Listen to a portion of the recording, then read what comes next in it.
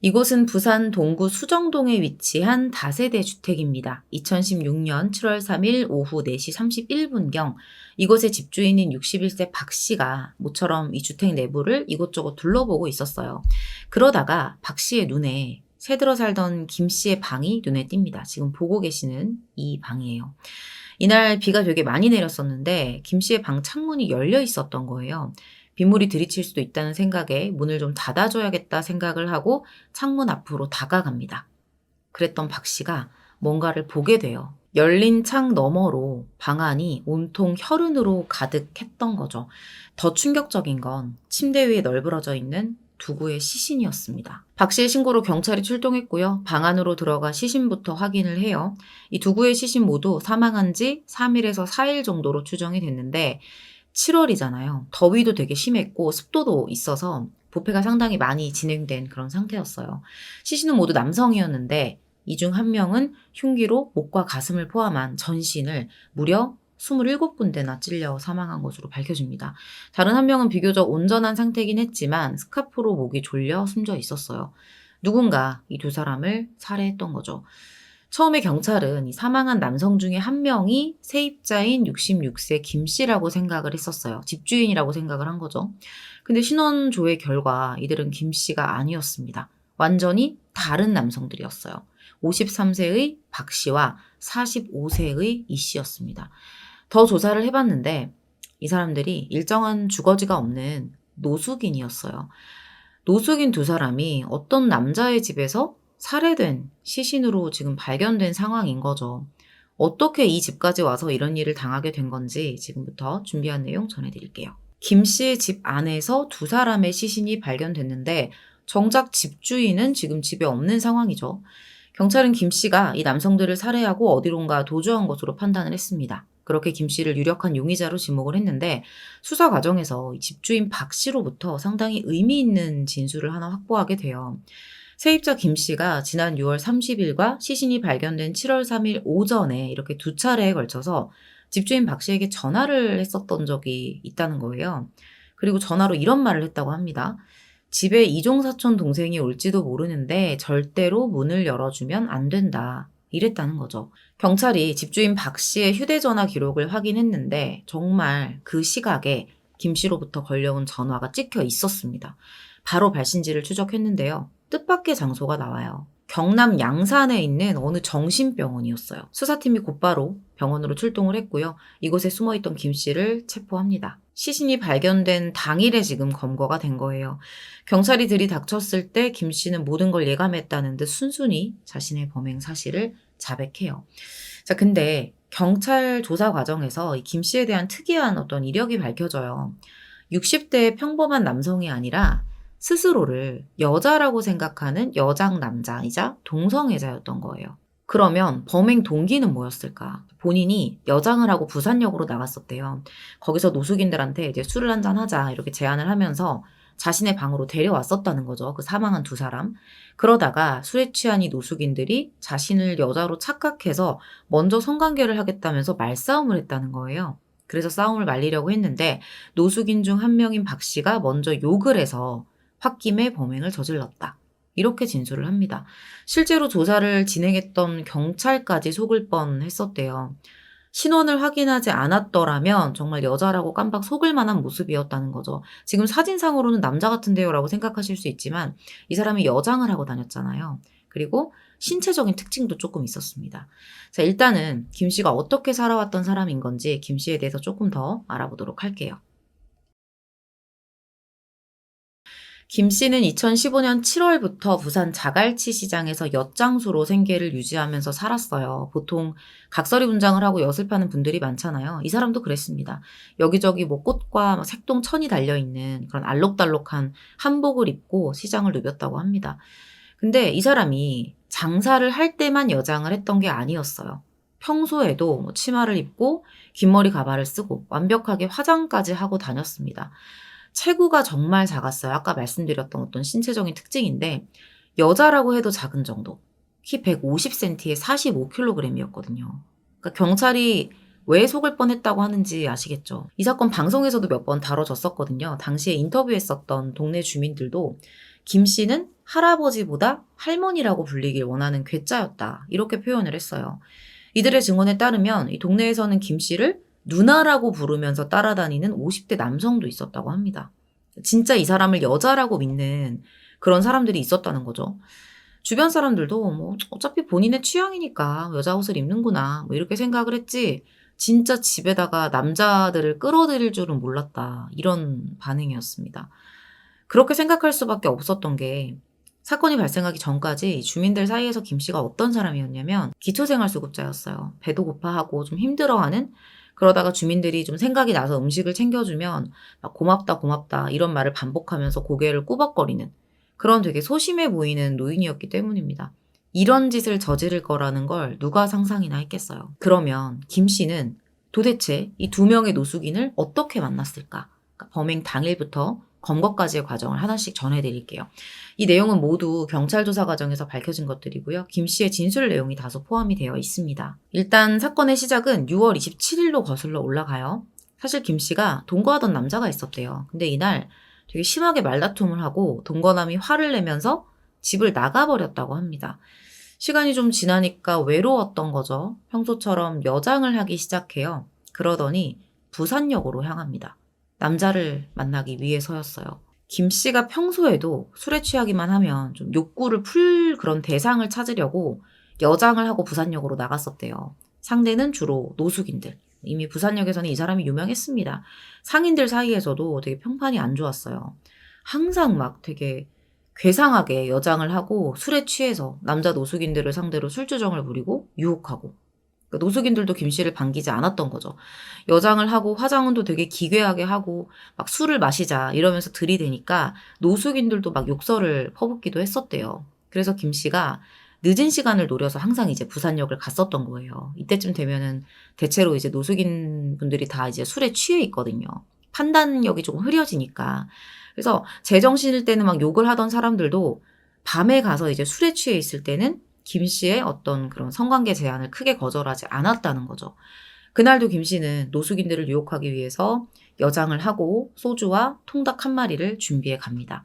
그때 이 김 씨의 눈에 들어온 게 바로 피해자 박 씨와 이 씨였던 거예요. 이 두 사람이 안주도 없이 이제 소주만 먹고 있었거든요. 그런 사람들한테 가서 통닭을 대접한 거죠. 그렇게 그 자리에서 세 사람이 소주 4병을 비웁니다. 거의 뭐 제정신이 아니었을 것 같아요.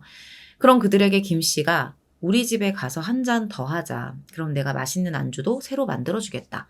또 같이 좋은 것도 하자. 이렇게 말을 합니다. 두 사람은 김 씨가 남자라는 사실을 눈치채지 못했고요. 순순히 김 씨를 따라 나서요. 그렇게 김 씨의 집으로 따라오는데 서로 먼저 김 씨하고 관계를 갖겠다면서 다투기 시작을 했대요. 김 씨는 그때 이제 부엌에서 막 안주를 만들고 있었는데 이 두 사람이 하도 시끄럽게 굴고 싸워서 조용히 하라고 말렸던 거죠. 그래도 두 사람은 심한 몸싸움까지 했다고 합니다. 결국 김 씨가 달려왔대요. 손에는 과도도 있었는데 그 상태로 싸우는 두 사람 사이를 파고들어서 갈라놓으려 했다는 거예요. 근데 키가 150cm잖아요. 자신보다 훨씬 젊은 남자 둘이 싸우는 걸 말리기가 쉽지 않았을 거예요. 그렇게 막 엉겨붙어 있는데 그때 박 씨가 그러니까 이 집에 왔던 노숙인 박 씨가 김 씨를 획 돌아보면서 되게 심한 욕을 했다는 거죠. 그러니까 자기는 그냥 싸움을 말리려고 했던 것뿐인데 욕을 먹은 거잖아요. 순간적으로 엄청난 분노에 휩싸였다고 말합니다. 그래서 우발적으로 죽였다. 이게 김 씨의 주장이에요. 6월 28일 오전 3시 10분경 김 씨는 박 씨에게 들고 있던 과도를 무참히 휘두릅니다. 무려 27회였어요. 박 씨는 그렇게 과다출혈로 사망을 했던 거고요. 그리고 이 살해하는 모든 과정을 이 씨가 옆에서 다 지켜봤는데 너무 놀라서 이제 도망칠 생각조차 못했던 거죠. 그 자리에서 벌벌벌 떨면서 그대로 얼어붙었대요. 사실 술을 너무 많이 마시기도 했었고요. 김 씨는 옷걸이에 걸려있던 자신의 노란색 스카프를 빼내들었고요. 이 씨에게 다가갑니다. 그리고 이 씨의 목을 힘껏 졸라 살해해요. 별다른 저항도 못하고 이 씨는 그렇게 사망합니다. 순식간에 지금 2명을 살해했어요. 김 씨는 지갑만 챙겨서 집 밖으로 나와요. 그렇게 택시를 잡아서 타고 부산역으로 가요. 앞서서 말씀드렸던 그 양산에 있었던 정신병원으로 갔던 이유가 본인이 이제 과거에 알코올 중독을 치료받으려고 입퇴원을 반복했었던 그 병원이었습니다. 여기에 몸을 숨겨야겠다. 이렇게 생각을 했던 거죠. 근데 이 과정에서 김 씨가 되게 급하게 내리다가 택시에다가 지갑을 떨어뜨리고 내려요. 이걸 기사가 발견해서 인근 지구대에 맡기거든요. 그것 때문에 부산역에서 다시 되돌아오게 된 거죠. 지갑을 찾고 나서는 시신들이 널브러져 있는 집 안으로 다시 들어가서 짐을 챙겨 나옵니다. 이후에 정신병원에 자진해서 입원을 했고 몸을 숨긴 거죠. 결국 시신이 발견되고 이걸 또 은폐하려고 집주인에게 전화를 걸었다가 추적당해서 잡히긴 했지만요. 근데 이상하지 않으세요? 아무리 나한테 욕을 했다고 해도, 심한 욕을 했다고 해도 사람을 그렇게 잔혹하게 연달아 2명이나 죽일 수 있을까? 이웃들은 아무것도 모르고 이 사람을 좀 불쌍하다, 소심한 노인이다 이렇게 여기면서 그동안 챙겨왔지만 사실 김 씨에게는 전혀 예상치 못했던 충격적인 과거가 있었습니다. 그 이야기를 지금부터 해드릴게요. 김 씨의 이 살인 범행이 이번이 처음이 아니었어요. 2008년에 김 씨가 시장에서 장사를 하고 있었는데 그때 우연히 알게 된 45세의 남성 최 씨를 자신의 집으로 데려왔던 적이 있어요. 그때도 목적은 같았습니다. 성관계였어요. 두 사람이 이제 김 씨의 집에서 관계를 가졌는데 관계 후에 김 씨가 이 남성을 살해했던 거죠. 이 사건으로 재판에서 징역 7년을 선고받고 복역한 뒤에 2015년 7월에 출소를 했다가 이번 사건까지 저지르게 된 거예요. 그것도 너무 동일한 방식으로 얼마 되지 않아서. 당시에 7년을 받은 게 좀 너무 적다는 생각이 들기도 하는데 당시 재판부가 7년을 선고하게 된 과정을 보면은 뭐 내가 어떻게 살았고 얼마나 불쌍했고 얼마나 혼란스러웠고 이런 이야기들을 좀 줄줄줄 했던 걸로 보여요. 재판부가 사망한 피해자로부터 김 씨가 성추행과 폭력을 당했고 피해자가 범행을 어느 정도 부추긴 면이 있는 점과 김 씨 본인이 범행을 시인하고 반성하는 점 또한 성 정체성의 혼란을 겪으면서 고단하고 외로운 삶을 살아왔다는 점, 이런 점 등을 이유로 징역 7년을 선고했었다고 합니다. 만약에 이 사건에서 더 이상의 범행을 저지르지 않았더라면 김 씨가 정말 뭐 어쩔 수 없는 상황에서 불가피하게 피해자를 살해했었던 것이다. 뭐 이렇게 믿었을 수도 있어요, 일부는. 근데 출소하고 고작 1년 만에 똑같은 패턴으로 이번엔 사람 둘을 죽인 거예요. 사람을 죽일 만한 상황이 한 사람의 인생에서 동일하게 반복될 가능성이 얼마나 될까요? 김 씨는 그때도 지금도 자신에게 죽임을 당한 남성들에게 원인이 있었다라는 식으로 진술을 했어요. 그 사람들이 나를 먼저 성추행했다. 나를 강간하려고 했다. 나를 때렸다. 나한테 욕을 했다. 이런 식으로. 설사 뭐 그걸 방어하기 위해서 뭐 혹은 내가 그런 취급을 받은 게 너무 막 수치스럽고 기분이 나빠서 그 분노 때문에 피해자를 공격했다 한들 흉기로 27번을 공격한다는 게 가능한 일일까? 여기에 대해서도 좀 의문이 듭니다. 경찰 조사 과정에서도 되게 김 씨 체격이 왜소하잖아요. 그럼 본인의 주장대로 그 체격으로 과연 성인 남성 2명을 순간적으로 제압하고 살인까지 저지를 수 있었을까? 이미 노숙인들을 집으로 끌어들이기 전에 어떤 살인에 대한 철저한 계획이 있지 않았을까? 이 점에 대한 여부가 엇갈렸었다고 하는데 사실 제 생각도 그렇거든요. 근데 사실 계획살인의 정황도 없었고요. 김 씨가 이렇게 보면 체구만 작았지 되게 오랜 기간 동안 서커스 줄타기 일을 했었어요. 보통 남성들에 비해서 팔의 악력이 되게 강했기 때문에 우발적 살인도 가능할 수 있다. 이런 쪽으로 또 무게가 기울어졌다고 합니다.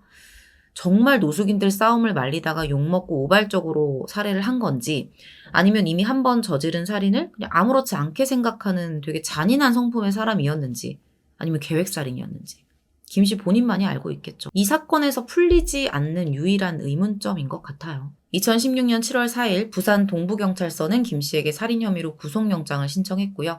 김 씨는 기소된 후 재판에 넘겨집니다. 제가 재판 결과와 이 과정을 이야기하기에 앞서서 김 씨의 어린 시절과 이 살아온 시간들을 잠깐 이야기를 하고 넘어가야 될 것 같아요. 어떤 살인자가 왜 살인을 저질렀고 불우한 환경 때문에 그럴 수밖에 없었다 이런 얘기를 하고자 하는 건 아니고요. 이후에 나올 재판부의 양형의 이유를 우리가 내용상 이해를 좀 해야 되니까 전해드리는 부분입니다. 이 살인자는 어떤 삶을 살아왔을까? 예상대로 평범하지는 않았어요. 김 씨가 14살이 됐을 때 부모님이 사망을 합니다. 그 뒤로는 5 형제가 있었는데 이제 뿔뿔이 다 흩어지게 돼요. 이때부터 이제 각설이 분장을 하고 동네 엿장수를 따라다녔는데 그러다가 이제 15살 때부터 유랑 서커스단 줄타기 단원으로 생활을 하기 시작해요. 체구가 정말 작잖아요. 그래서 16살이 됐을 때부터는 여자 옷을 입고 활동을 했다고 하는데 경찰이 생각하기로는 아마 이때부터 좀 자신의 성 정체성에 혼란을 가지지 않았을까 뭐 이런 것들로 파악을 하고 있습니다. 16살이면 사실 어떤 게 확실히 확립되지 않을 나이일 수도 있잖아요. 그럴 때 뭔가 여자 옷을 입고 무언가를 했다라고 하면은 조금 혼란스러웠을 수는 있겠다라는 생각은 들어요. 22살이 될 때까지 서커스 단원으로 생활을 했는데요. 어느 날 공중 줄타기 묘기를 하다가 이제 추락하는 사고를 당하게 돼요. 이 사고 때문에 허리를 상당히 크게 다치면서 성기능에도 문제가 생겼다고 합니다. 경찰 조사에서는 그때부터 이제 여성과의 관계를 하지 않게 되었다고 말했어요. 그러니까 상대가 남성으로 바뀌었다는 거죠. 서커스단을 나온 뒤부터는 부산 자갈치 시장에서 고무줄과 수세미 등을 판매하는 좌판 상인을 했었는데 이 당시에도 문제가 많았어요. 되게 심한 알코올 중독을 앓으면서 항상 술에 취한 채 남자 상인들을 상대로 추파를 던졌던 거예요. 이것 때문에 이제 부산의 형제복지원 아시죠? 이 형제복지원에 알코올 중독자라는 이유로 끌려 들어가기도 합니다. 1982년부터 5년 동안 머물렀어요, 여기에.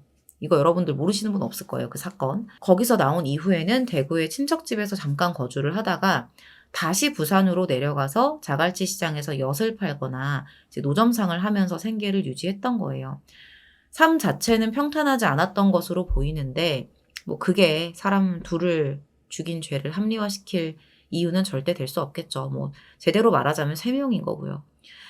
부산지검은 결심 공판에서 김 씨에게 특정강력범죄처벌법 제3조 누범 규정을 적용해서 법정 최고형인 사형을 구형합니다. 결과는 어떻게 나왔을까요? 2016년 10월 21일 1심 재판부는 김 씨에게 살인 혐의로 무기징역을 선고해요. 20년간 위치 추적 전자장치 부착도 명령합니다. 재판부는 판결문에서 특별한 이유 없이 살인범죄를 저질러 선뜻 범행 동기를 이해할 수 없고 범행 수법이 매우 잔인하고 참혹하다. 뿐만 아니라 이전 살인사건과 범행 수법이 유사한 데다 범행 이후의 정황도 좋지 않다. 다른 피해자가 발생하는 것을 막고 사회보호 측면 등을 함께 고려하면 피고인에게 중형을 선고하는 것이 불가피하다. 이런 양형의 이유를 설명합니다. 검찰과 김 씨 측 모두 항소했고요. 2016년 1월에 항소심 재판이 열려요. 항소심 재판부 역시 김 씨에게 무기징역 선고, 20년간 위치 추적 전자장치 부착을 명령합니다. 재판부는 피고인이 재판부에 서툰 글씨로 반성문을 제출한 것을 잘 받아봤다.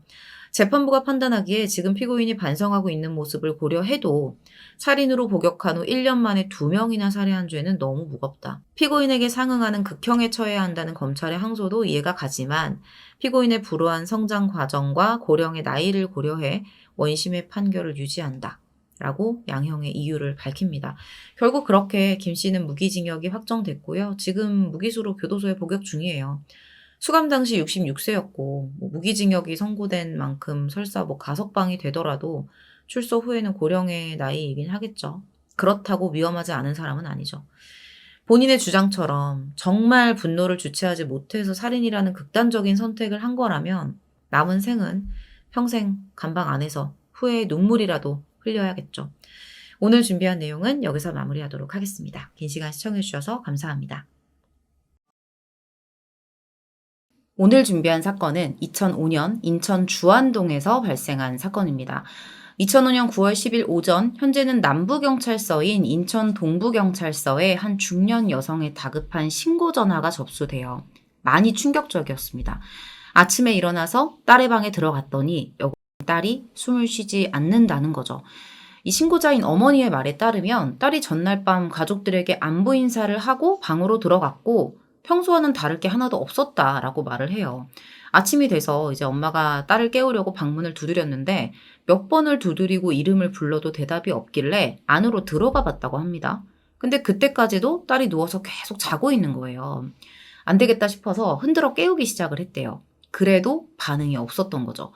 그래서 딸이 덮고 있었던 이불을 확 들쳤는데 이 하의가 온통 피로 물들어 있었던 겁니다. 그제야 이 엄마는 딸이 숨을 쉬지 않는다는 사실을 깨닫게 된 거예요. 경찰은 상황이 굉장히 이상하다고 판단을 했고요. 사건 발생 현장으로 출동을 합니다. 인천 주안동에 위치한 다세대 주택 1층 가정집이었어요. 시신은 깊게 자고 있는 것처럼 침대 위에 반듯하게 누워 있었어요. 전날 밤에 자러 들어간다고 가족들에게 인사를 했다가 다음날 시신으로 발견된 이 사망자는 이양이었습니다. 감식팀이 이양의 시신과 이 사건이 발생한 방 안을 정밀 감식하기 시작해요. 옷차림은 집에서 입고 있는 옷이었습니다. 반소매 티셔츠, 그리고 트레이닝 바지를 입고 있었어요. 이불을 들쳤을 때 이제 피가 되게 많았잖아요. 이게 하혈을 한 건데 이 흔적으로 밀어봐서 사망 직전에 누군가에게 성폭행을 당한 것으로 추정할 수 있었어요. 목 주변에 찰과상 그리고 누군가 힘으로 조른 듯한 자국도 남아 있었습니다. 누군가 금품을 노리고 침입을 했던 게 아닐까 이런 가능성도 생각을 했었는데 방 안이 누군가 뒤졌다고 하기에는 크게 어지럽혀져 있는 상태도 아니었고요. 이양의 물건 중에 특별히 사라진 것들도 없었어요. 그러던 와중에 이 수사팀이 뭔가를 발견해요. 창문 방충망 있잖아요. 여기가 니은자 형태로 뜯겨져 있는 모습을 보게 된 거죠. 이건 범인이 밖에서 이 안으로, 그러니까 외부에서 안으로 침입했다는 걸 뜻하고 있었습니다. 사건 발생일이 9월 초순이었거든요. 아직은 좀 더운 시기이기 때문에 이양이 창문을 열어두고 잠들었던 거예요. 방충망만 해놓고. 근데 문제는 이 방충망이 뜯겨진 거 말고 뭔가 범인을 추정하고 특정할 수 있을 만한 단서가 현장에서는 거의 없어 보였다는 거죠. 성폭행을 당한 건 확실한데 채모조차 남아있지 않았어요. 정말 이상한 건 이 현장이 죄다 물기로 젖어 있었던 거예요. 침대나 이불, 방바닥 전부 다. 증거 은폐를 하려고 했다. 당시 이게 수사팀의 판단이었습니다. 하지만 다행히도 이 범인이 미처 지우지 못한 증거가 있긴 했어요. 창틀에 족적이 있었고요. 책상 위에 지문이 일부 남아 있었거든요. 그리고 가장 결정적인 거. 이양의 몸 안에 범인의 흔적이 남아 있었습니다. 진짜 악마죠, 이거. 이게 사건을 해결할 수 있는 유일한 단서인 거예요. 부검 결과 사인은 경부 압박에 의한 질식사였고요. 성폭행을 당한 것도 사실로 밝혀집니다. 지금 판단으로는 지문도 있겠다. 빨리 범인을 특정할 수 있을 거라고 생각하겠지만 2005년 당시의 사정은 또 그렇지가 않았어요. 지문 자동 검색 시스템이라고 들어보셨을 거예요. 이 시스템의 성능이 당시엔 좋지 않았었거든요. 이게 범죄 현장에 용의자의 것으로 보이는 그런 지문과 등록되어 있는 지문을 대조해서 용의자를 밝혀주는 수사 시스템입니다. 결과적으로는 이 지문에 대한 신원 확인이 당시에 이루어지질 못해요. 이제 남은 건 범인의 DNA 하나만 남아있는 거예요. 지금부터는 이 범인을 찾아가는 과정을 제가 전해드릴게요. 수사 과정이 정말 힘들었습니다. 수사팀은 우선 이양의 주변 인물들 그리고 인근에 사는 동종 전과자들을 대상으로 탐문 수사를 시작해요. 200여 명에 달하는 사람들의 타액을 다 채취해서 시신에서 발견된 범인의 DNA와 일일이 다 대조를 해요. 그런데도 용의자가 드러나질 않습니다. 친인척, 친구들, 동네 주민, 인근 불량배, 정신질환자들까지. 그러니까 이 사람들의 행적을 싹 다 조사하고 거의 1만여 건에 걸친 통신수사까지 다 병행을 했는데 성과를 거두지 못해요. 계속 이러니까 이제 불안하죠. 이거 장기화될 조짐이 보인다. 특히 이 사건이 그 자체가 너무 미스터리하잖아요. 집 규모도 18평이에요. 집이 작다는 거예요. 작다는 건 아무리 가족들이 잠든 시간이라고 해도 옆방에서 뭔가 굉장히 심각한 소리가 나는 걸 들을 수 있다는 거거든요. 근데 가족들은 아무 소리도 못 들었다라고 이야기를 해요. 그러면 누가 대체 이렇게 과감한 짓을 아무도 모르게 저지르고 달아났을까? 이것도 의문이지만 일단은 가족들이 그날 집안에 다 있었잖아요. 부모님도 있었고 남동생들도 있었고 모두 다 이제 용의선상에 오르게 됩니다. 유가족 입장에서는 좀 안타깝고 불쾌할 수도 있는 일일 수 있지만 사실 사건을 해결해야 하는 경찰의 입장에서 보면 원칙을 고수할 수밖에 없었겠죠. 이렇게 한 달이 넘도록 수사는 계속 답보 상태에 머무르고 있었어요. 근데 한 달 정도 지났을 때 경찰에 신고 전화가 한 통이 들어와요. 이때부터가 시작이었습니다. 2005년 10월 19일 새벽에 한 여성이 경찰서로 전화를 걸어와요.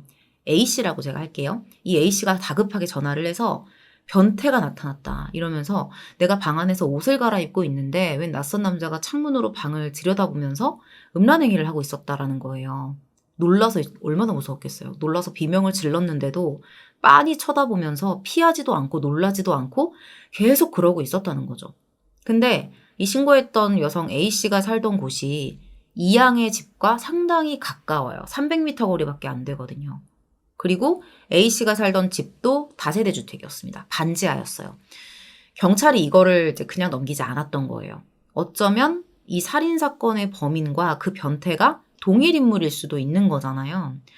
근데 이 경찰이 A씨의 집으로 출동을 했을 때 그 수상한 남성은 이미 도주하고 없었습니다. 근데 남아있는 게 있었어요. A씨의 집 앞 담장 위에 마침 그 변태가 남긴 정액이 묻어 있었던 거예요. 이양 살인 사건의 용의자의 DNA와 일치했어요.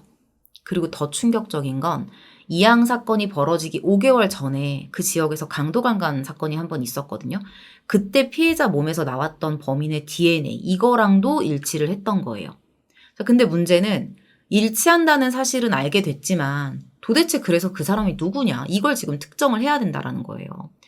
일단 경찰은 제대로 수사를 하기 위해서 다시 수사 원점으로 돌아가기로 합니다.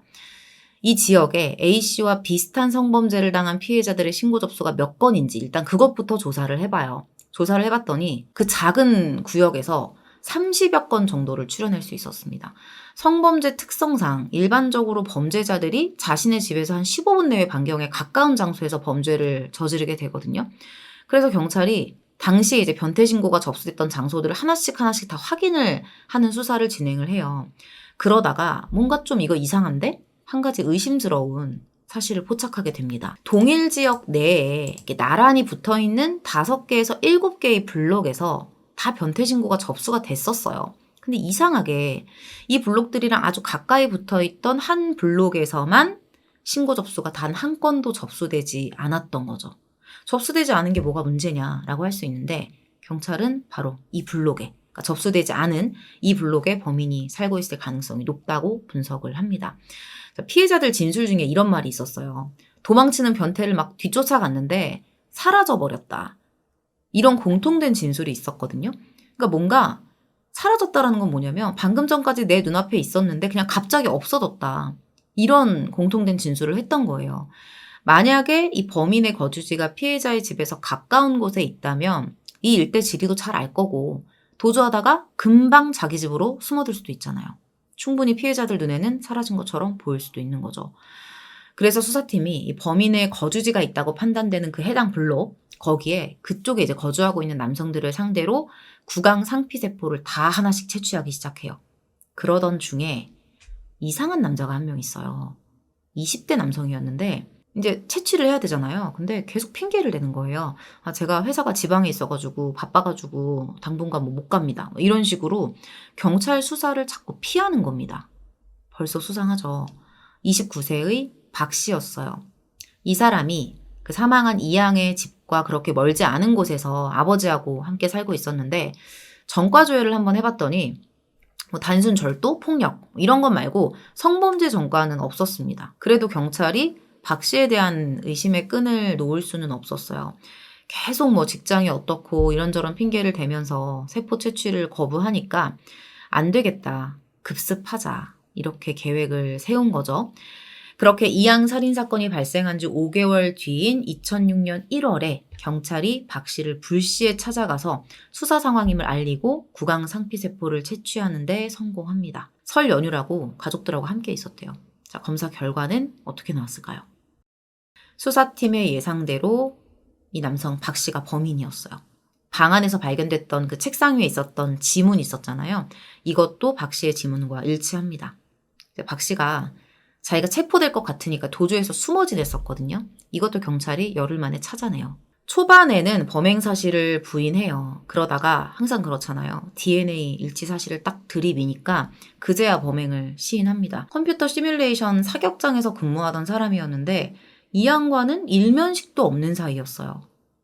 지금부터는 조사에서 밝혀진 내용을 바탕으로 범인 박 씨에 대한 정보 그리고 사건의 전말을 전해드릴게요. 주변인들 말에 따르면 주변인들은 뭐라고 얘기를 할까? 박 씨가 평소에 술을 먹으면 절제를 좀 못했었대요. 여러모로. 근데 그래도 이게 뭐 어떤 문제가 있는 사람처럼 보이지는 않았었다는 거죠. 그런 사람들도 종종 있으니까. 어린 시절에 부모가 이혼을 하면서 아버지와 함께 살았었는데 뭐 그다지 넉넉한 형편은 아니었고요. 근데 또 그렇다고 해서 엄청 쪼들리는, 뭐 밥도 먹고 살지 못할 정도로 쪼들리는 형편도 아니었다고 합니다. 이미 성인이고 멀쩡하게 직장도 다니고 있었고요. 여자친구까지 있었어요. 근데 어떻게 이렇게 죄책감 하나 없이 여성을 대상으로 연쇄적인 범행을 저질러 왔을까? 어떤 인간이었는지, 평소에 뭘 보고 살았는지를 보면 다 드러나게 돼 있잖아요. 평소에 되게 폭력적인 성향의 온라인 게임, 그리고 음란물을 상당히 많이 즐겨왔던 것으로 드러납니다. 집에서 60여 개의 음란물이 발견이 되거든요. 그러니까 이 내용 같은 것들을 봐도 뭔가 타인의 사생활을 훔쳐보는 관음증, 이런 것들에 좀 심취해 있는 사람이었어요. 이게 범행과 무관하지 않을 거라는 게 당시 수사팀의 판단이었습니다. 계속 조사를 했겠죠. 조사를 했는데 박 씨가 약 3년 전부터 여성들만 사는 집을 골라서 방안을 엿보고 음란행위를 해왔던 것으로 밝혀져요. 근데 남의 집을 몰래 이렇게 훔쳐보는 그런 행위만 가지고는 설사 이게 발각된다 해도 크게 형사처벌을 받지 않는다는 걸 이놈이 알게 된 거예요. 그때부터는 더 과감해집니다. 길 가는 여성들을 쫓아가서 이상한 짓을 하기도 해요. 이런 비정상적인 그런 변태적인 짓을 통해서만 성적 만족감이나 쾌감을 느낄 수 있었던 거예요. 나중엔 이게 횟수가 늘어나면서 막 습관화가 돼요. 그냥 밥 먹고 그냥 그런 짓 하는 거예요. 이 양을 살해하기 5개월 전이었던 4월 3일 새벽에도 어떤 짓을 하냐면 인천 남구의 한 가정집에 몰래 들어가서 20대 여성을 성폭행하기도 합니다.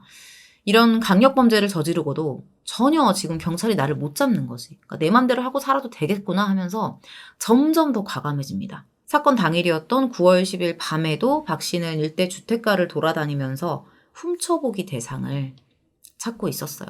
그러던 중에 불이 켜져 있던 이양의 방을 들여다보고 침입을 해야겠다, 이렇게 결심을 한 거죠.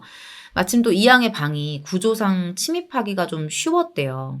그렇게 열려진 창문으로 방 안을 들여다보면서 적당한 때를 살피다가 방충망을 조금씩 뜯어낸 뒤에 너무나도 쉽게 이양이 자고 있던 방 안으로 침입한 거예요. 그 전에 이미 이양이 진짜 자고 있는지 확인을 하려고 창문에 돌멩이까지 한 서너 번 던졌었다고 합니다. 자, 그러면 여기서 또 궁금해지죠. 이 양은 왜 소리를 지르지 않았을까? 정말 가족들이 못 들은 걸까? 이렇게 엄청난 상황에서. 이거는 사실 그냥 경험해보지 않은 사람들이 할 수 있는 이야기라고 생각을 해요. 이게 피해자의 입장에서 생각을 해보면 소리를 지른다는 게 정말 어렵다고 합니다. 막상 그런 상황에 놓이면 몸이 그냥 얼어붙는다는 거예요. 거기다가 강제로 입을 막고 몸으로 자신을 누르면 소리 자체도 못 지르고 저항조차 할 수 없다는 거죠. 믿을 순 없지만 박 씨에 따르면 처음에는 굳이 죽일 생각이 없었다라고 말을 해요. 근데 범행 후에 이 양이 죽은 듯이 누워있다가 갑자기 막 일어나서 몸을 부스럭거리고 추스르려는 것처럼 보여서 신고하려나 보다, 이렇게 생각을 하고 순간적으로 목을 졸라 살해했다는 거예요. 과연 그랬을까요? 경찰도 인정하지 않는 부분이긴 해요. 박 씨의 재판 과정과 결과 알아볼게요. 2006년 7월 6일 1심 재판부는 박 씨에게 강간살인 및 상습적인 절도행각을 벌인 혐의로 무기징역을 선고합니다. 판결문에서 재판부는 피고인에 의해 아무 죄 없는 사람이 정조를 유린당하고 생명까지 잃게 되는 참혹한 결과가 발생했고 가족들도 극심한 고통을 겪고 있다. 무고한 사람의 생명을 침해한 자는 반드시 상응하는 대가를 치른다는 원칙을 명확히 하고 인명경시 풍조에 경종을 울리기 위해 엄중한 처벌이 불가피하다라고 양형의 이유를 밝힙니다.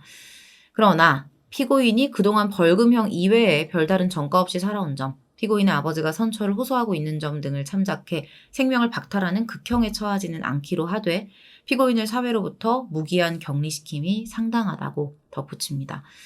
이번 사건도 벌금형 이외에 별다른 전과 없이 살아온 점이 참작이 됐네요. 이 사건이 이제 벌써 20년 가까이 된 사건이에요. 상대적으로 많이 알려져 있지 않거든요. 1심 재판 이후에 항소심이나 대법원 재판 기록은 공개되어 있지 않습니다. 대부분의 언론에서도 박 씨가 무기징역을 선고받았다라고만 나와 있는 것으로 봐서는 추후에 이렇게 확정이 된 것으로 추정해 볼 수 있을 것 같아요. 가석방에 대한 가능성은 없다고 말할 수 있겠죠. 그동안 전과가 없었다고 해서 그 죄가 용서받을 만한 것은 절대 아니지만 충격적인 건 이 사람이 겉으로는 너무 멀쩡한 사람이었다는 거예요. 성도착증에 관음증 이런 게 끝내 성범죄로 연결이 되고 그게 또 살인으로까지 이어진 진짜 최악 중에 최악의 사건이 아닌가 싶습니다. 나는 그저 타인의 사생활을 훔쳐봤을 뿐이다 라고 주장하는 사람들이 지금도 어딘가에 존재하겠지만 여기에 반복적으로 몰입을 하고 중독 증세를 보이면 그 욕구가 결국에는 그 다음 단계를 갈망하게 돼 있고요. 몸이 그렇게 움직이게 돼 있거든요. 자기가 생각한 대로. 죄의 싹인데 결과는 뻔한 거죠. 이 사건도 그런 변태적인 성향이 얼마든지 강력범죄로 연결될 수 있다는 사실을 증명해주는 사건이기도 했습니다. 오늘 준비한 내용은 2005년 인천 주안동에서 발생한 사건이었습니다. 긴 시간 시청해주셔서 감사합니다. 2014년 10월 9일 오전 9시 40분경 경찰서에 한 통의 전화가 걸려옵니다. 전화를 건 사람은 당시 나이 50세의 평범한 주부였던 이 씨였어요. 침착한 목소리의 그녀가 뜻밖의 이야기를 해요. 내가 지금 남편을 죽였습니다.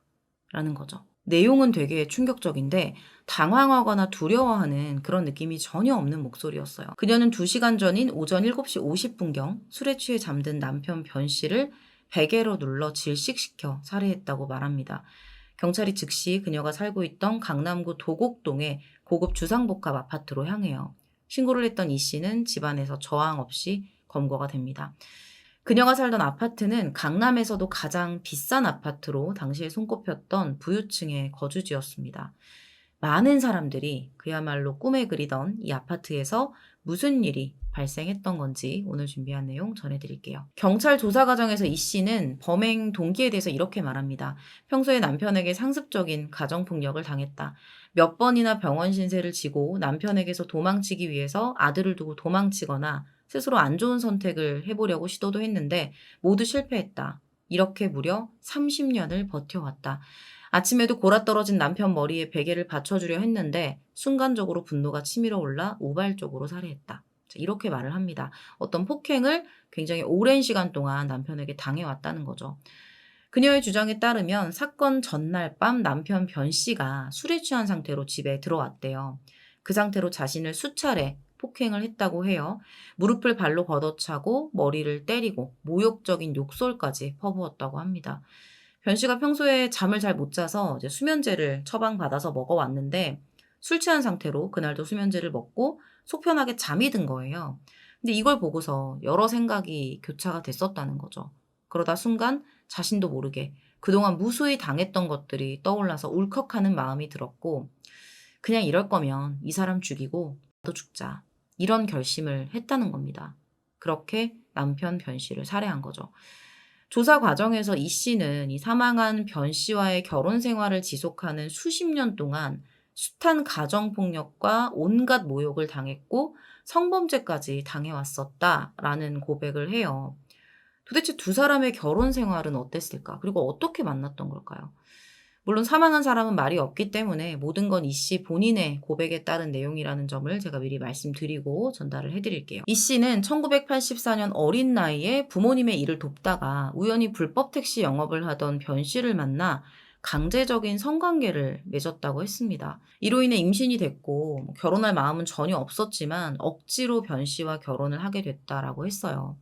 결혼 후에 변 씨는 강남 일대에서 불법 오락실 사업과 모텔 사업 등을 하면서 떼돈을 벌어들이기 시작했고요.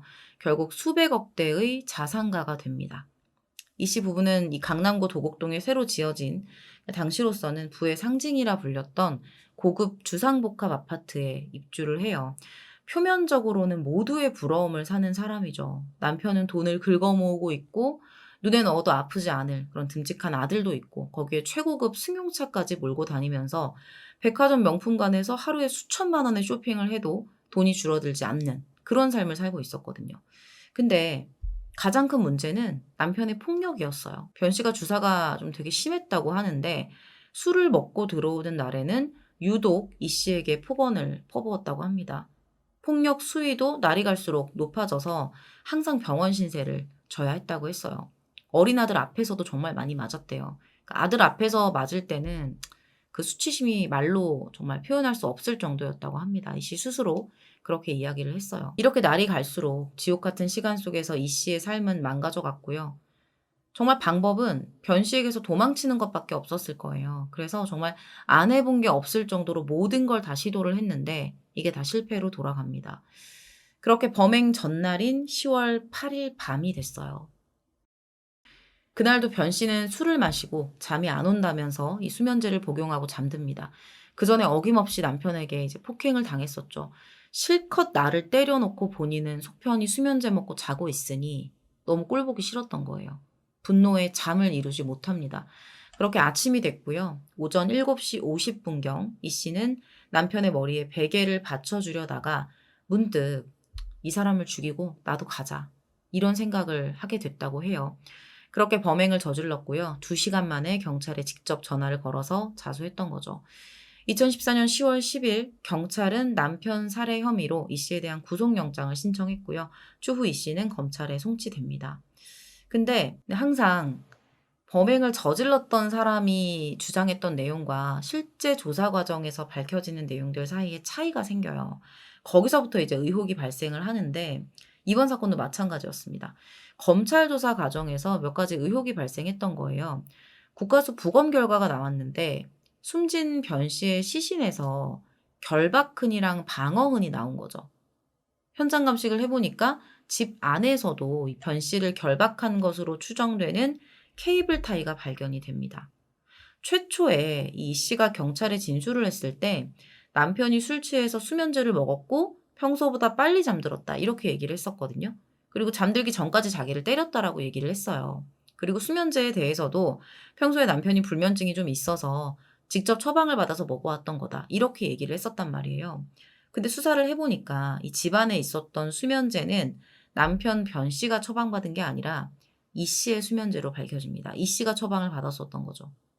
검찰은 만약 이 씨의 주장대로 우발적인 살인이었다면 왜 케이블 타이를 이용해서 결박을 했느냐. 이걸 이해할 수 없다는 의혹을 제기해요. 그리고 이 씨가 자신의 수면제를 남편이 처방받은 거라고 거짓말을 한 부분에 대해서도 이건 우발적이 아니라 계획성이 보이는 부분이다. 이렇게 판단을 합니다. 쉽게 단정할 수 없는 상황이 된 거예요. 부검 결과, 현장에 있던 수면제 출처 이런 것들이 밝혀지면서요.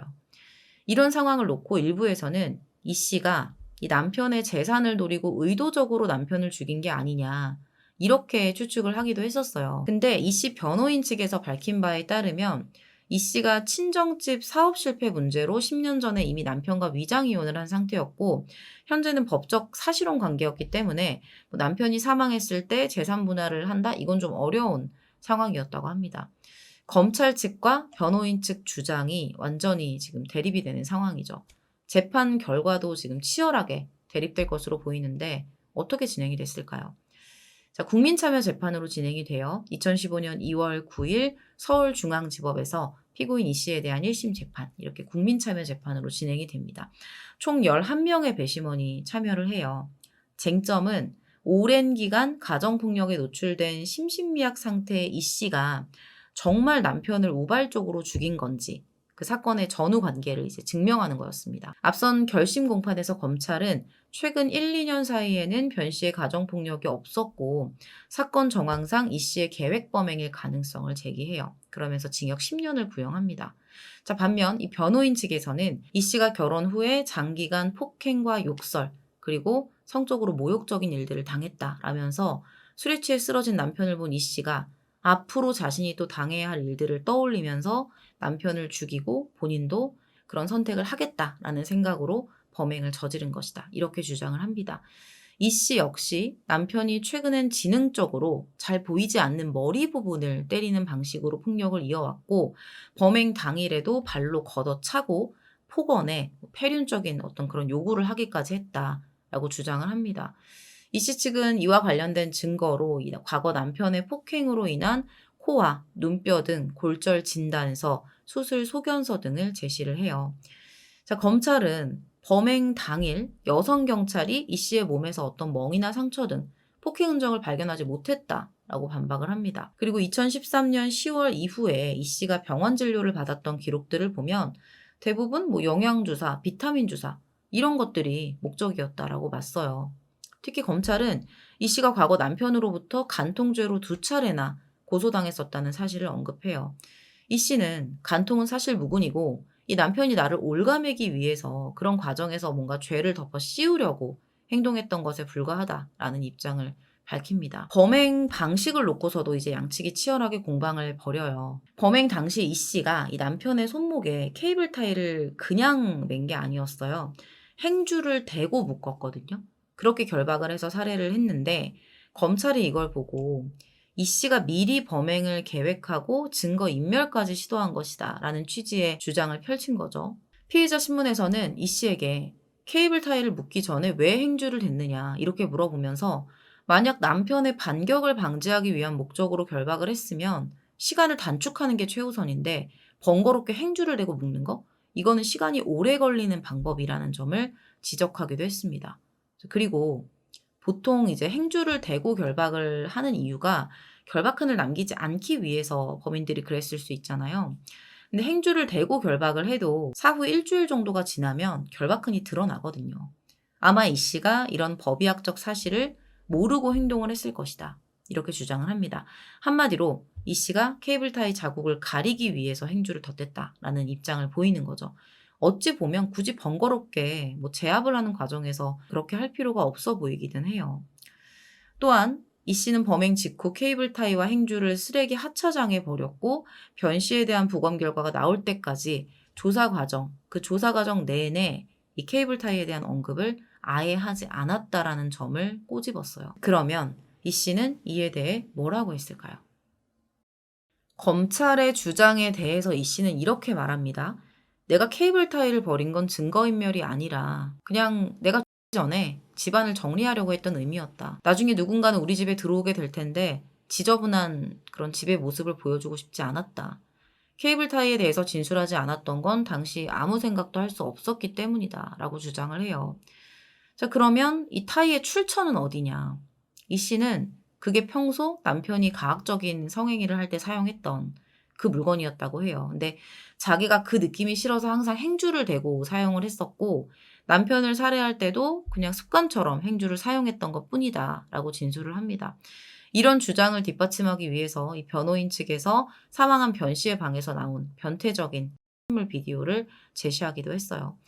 그리고 두 사람이 법적 사실혼 관계로 뭔가 재산으로 인한 범행 동기도 찾아볼 수 없다면서 계획 범행에 대해서 부인을 합니다. 한편 이 사건 당시에 미국에 있었던 이 씨의 아들이 재판에 증인으로 참석을 했는데 이런 말을 해요. 어머니가 저를 임신한 건 축복이 아니라 족쇄였습니다. 그럼에도 어머니는 한 번도 저를 원망하지 않고 사랑이 가득한 삶을 살라고 하셨습니다. 라는 말을 하면서 선처를 호소하기도 했습니다. 예비 배심원을 뺀 나머지 배심원 9명이 만장일치로 이 씨에 대해 유죄 판결을 내렸고요. 2명이 징역 3년, 4명은 징역 4년이 적정하다는 의견을 내놓습니다. 다른 배심원들은 각각 징역 3년 6월, 4년 6월, 5년을 적정 형량으로 제시했어요. 1심 재판부는 피고인 이 씨에게 징역 4년을 선고해요. 재판부는 판결문에서 이 씨가 남편을 살해할 무렵 폭행당했다고 보이진 않는다. 남편이 저항하지 못하게 결박하고 범행 흔적을 남기지 않으려 했던 점 등에서 용의 주도한 면이 보인다라고 지적을 해요. 다만 30년간 갖은 인격 모독을 당하고 지속적인 폭력에 따른 육체적, 정신적 고통을 당해온 것으로 보인다고 덧붙입니다. 그러면서 범행 직후 자수한 점, 그리고 유족들이 이 씨의 선처를 원하는 점 등을 고려했다고 양형의 이유를 설명합니다. 2015년 9월 3일 검찰이 항소를 통해 이 씨에게 다시 징역 10년을 구형합니다. 같은 해 9월에 항소심이 진행됐는데 그 전에 이미 이 씨 측 변호인 요청에 따라서 이 씨에 대한 정신감정이 실시돼요. 결과는 심신미약을 앓고 있었다는 사실이 증명되긴 했어요. 근데 이게 형량에 영향을 주게 될지는 아직 모르는 거죠. 이 씨는 최후 진술에서 아들이 영원히 힘들게 살아갈 것을 생각하니 마음이 아프다. 세상을 너무 몰랐다. 극단적인 범행을 저지른 것은 잘못했다. 라고 말하며 고개를 숙입니다. 결과는 어떻게 나왔을까요? 원심과 같은 징역 4년이 나옵니다. 판결문 내용 짧게 읽어드릴게요. 가정폭력에 대한 평가 여하를 불문하고 생명은 절대적으로 보호돼야 할 가치이다. 이 씨가 가정폭력의 희생자라 하더라도 합리적인 문제 해결 방안을 찾지 않은 채 생명이라는 존귀한 가치를 침해한 것은 죄질이 결코 가볍지 않아 실형 선고가 불가피하다. 피의자인 남편이 저항하지 못하도록 결박하고 범행의 흔적을 남기려 하지 않았다는 측면에서 이 씨가 단순히 우발적인 범행을 저질렀다고 단정하기는 어렵다. 당시 평소와 다른 정도의 가정폭력을 당한 것도 아니기에 범행 동기 또한 불분명하다. 이 씨가 약 30년 동안 결혼 생활을 하면서 갖은 인격모독, 폭행, 폭언 등 가정폭력으로 육체적, 정신적 고통을 받아온 점, 신경성 우울증으로 인해 범행에 이르게 된 점, 범행 직후 경찰에 자수한 점, 이 씨가 범행을 반성하고 있는 점, 유족이 선처를 탄원하고 있는 점을 모두 고려했다. 이렇게 양형의 이유를 밝혔고요. 최종 징역 4년 판결 내려집니다. 제가 그 아파트 이름을 말하지 않아도 한때 이 주상복합 아파트는 부유층의 상징 같은 것으로 여겨졌어요. 지금이야 워낙 이제 고가의 아파트들이 많이 생겼기 때문에 뭐 현재는 뭐 예전에 비해서 가치가 조금 떨어졌다고 볼 수도 있겠지만 여전히 값비싼 주거지로 손꼽히는 곳입니다. 물질주의적인 가치관으로만 보자면 성공한 사람들만 살 수 있는 집, 그런 집에 뭐 영원한 평안, 행복만 가득했을 것처럼 보이지만 그 안에서 남들의 부러움을 한 몸에 받던 이 씨의 삶은 단 한 번도 행복했던 적이 없습니다. 물론 남편을 살해한 살인자였지만 반대로 상습적인 가정폭력의 피해자이기도 했죠. 가정폭력 관련된 사연에는 항상 이런 얘기들이 따라다니는 것 같아요. 대체 왜 진작 신고를 안 했냐? 왜 바보처럼 계속 당하고만 있었냐? 그 또한 당신의 선택이 아니었냐? 때때로 피해자들을 향해서 이런 시선을 던지는 사람들도 있어요. 근데 이 씨의 경우와 마찬가지로 오랜 시간 가정폭력에 노출이 될수록 현실적으로 그 폭력에서 벗어나는 게 더 어렵다고 해요. 우리는 보통의 그런 일반적인 시각으로 그들을 판단하는 거지만 막상 그런 피해에 오랫동안 노출돼 있던 사람들은 학습된 무기력에 의해서 자신에게 닥친 불행한 상황을 대처할 수 있는 방안을 구체적으로 떠올리지 못합니다. 그렇게 계속 골마가던 관계가 비극을 초래하게 되는 거죠. 가정폭력에 대한 법률상의 정당방위는 현재 침해에 대한 방어를 요건으로 하고 있고요. 싸우고 있는 상황에서 방어한 것에만 국한되어 있어요. 폭력을 방어하기 위한 과정이었더라도 살인 행위는 절대 용납될 수가 없다는 말입니다. 이 사건은 부유한 가정이라 해서 그것만으로 행복이 채워질 수는 없다는 점, 그리고 이렇게 폭력에 노출되고 방치된 가정이 얼마나 위험한 결과를 초래할 수 있는지 다시 한번 생각해 보게 되는 그런 사건이었습니다. 오늘 준비한 내용은 여기서 마무리하도록 할게요. 2014년 서울 도곡동에서 발생한 사건이었습니다. 긴 시간 시청해 주셔서 감사합니다. 2015년 4월 1일 새벽 2시가 좀 넘은 시간에 경찰에 다급한 신고 전화가 들어옵니다. 자신의 아들이 칼에 찔렸다는 내용이었어요. 경찰이 즉시 강원도 춘천시 후평동에 있는 한 주택으로 출동을 해요. 도착했는데 현장이 참혹 그 자체였어요. 누가 봐도 앳된 얼굴의 남성이 흉기에 공격당해 사망한 채 누워 있었거든요. 출혈도 심해서 집이 그야말로 난장판이었습니다. 자, 그러면 이 남성은 누구에게 이런 공격을 당했던 걸까요? 범인은 2살 어린 친동생이었어요. 피해자와 가해자가 형제 사이라는 거죠.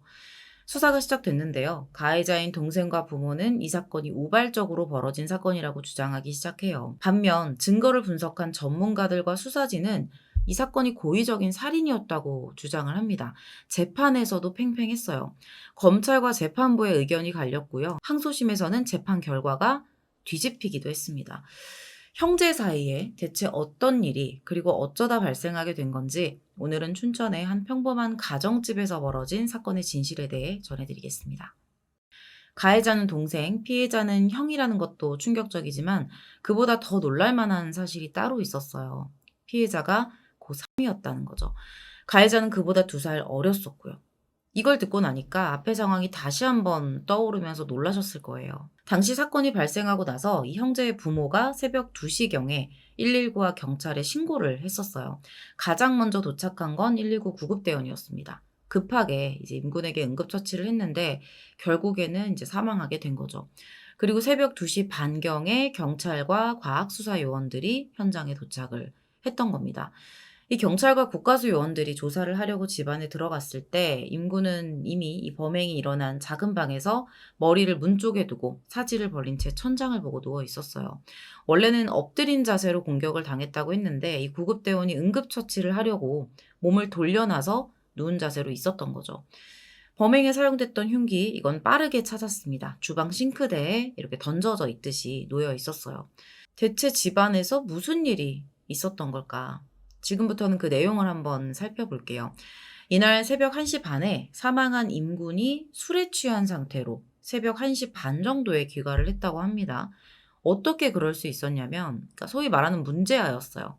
후배들이나 뭐 친구들 사이에서도 되게 무서운 형으로 소문나 있고 그렇게 불릴 정도였다고 합니다. 술도 상당히 자주 마셨는데 그럴 때는 이제 스스로를 통제하지 못하고 굉장히 폭력적으로 변하는 그렇게 심각한 상태였다고 해요. 이미 부모들도 임군의 이런 문제 행동에 대해서 뭐술 마시고 귀가하고 집에 늦게 들어오고 이런 거에 대해서 혼도 내보고 타일러도 봤는데 소용이 없었다고 해요. 그냥 집에서도 거의 포기하고 다 단절된 상태였던 거죠.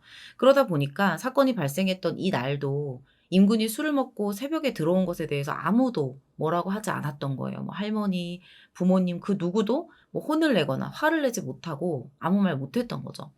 근데 이날 취한 상태로 집에 도착해서 동생이랑 방을 같이 쓰고 있었거든요.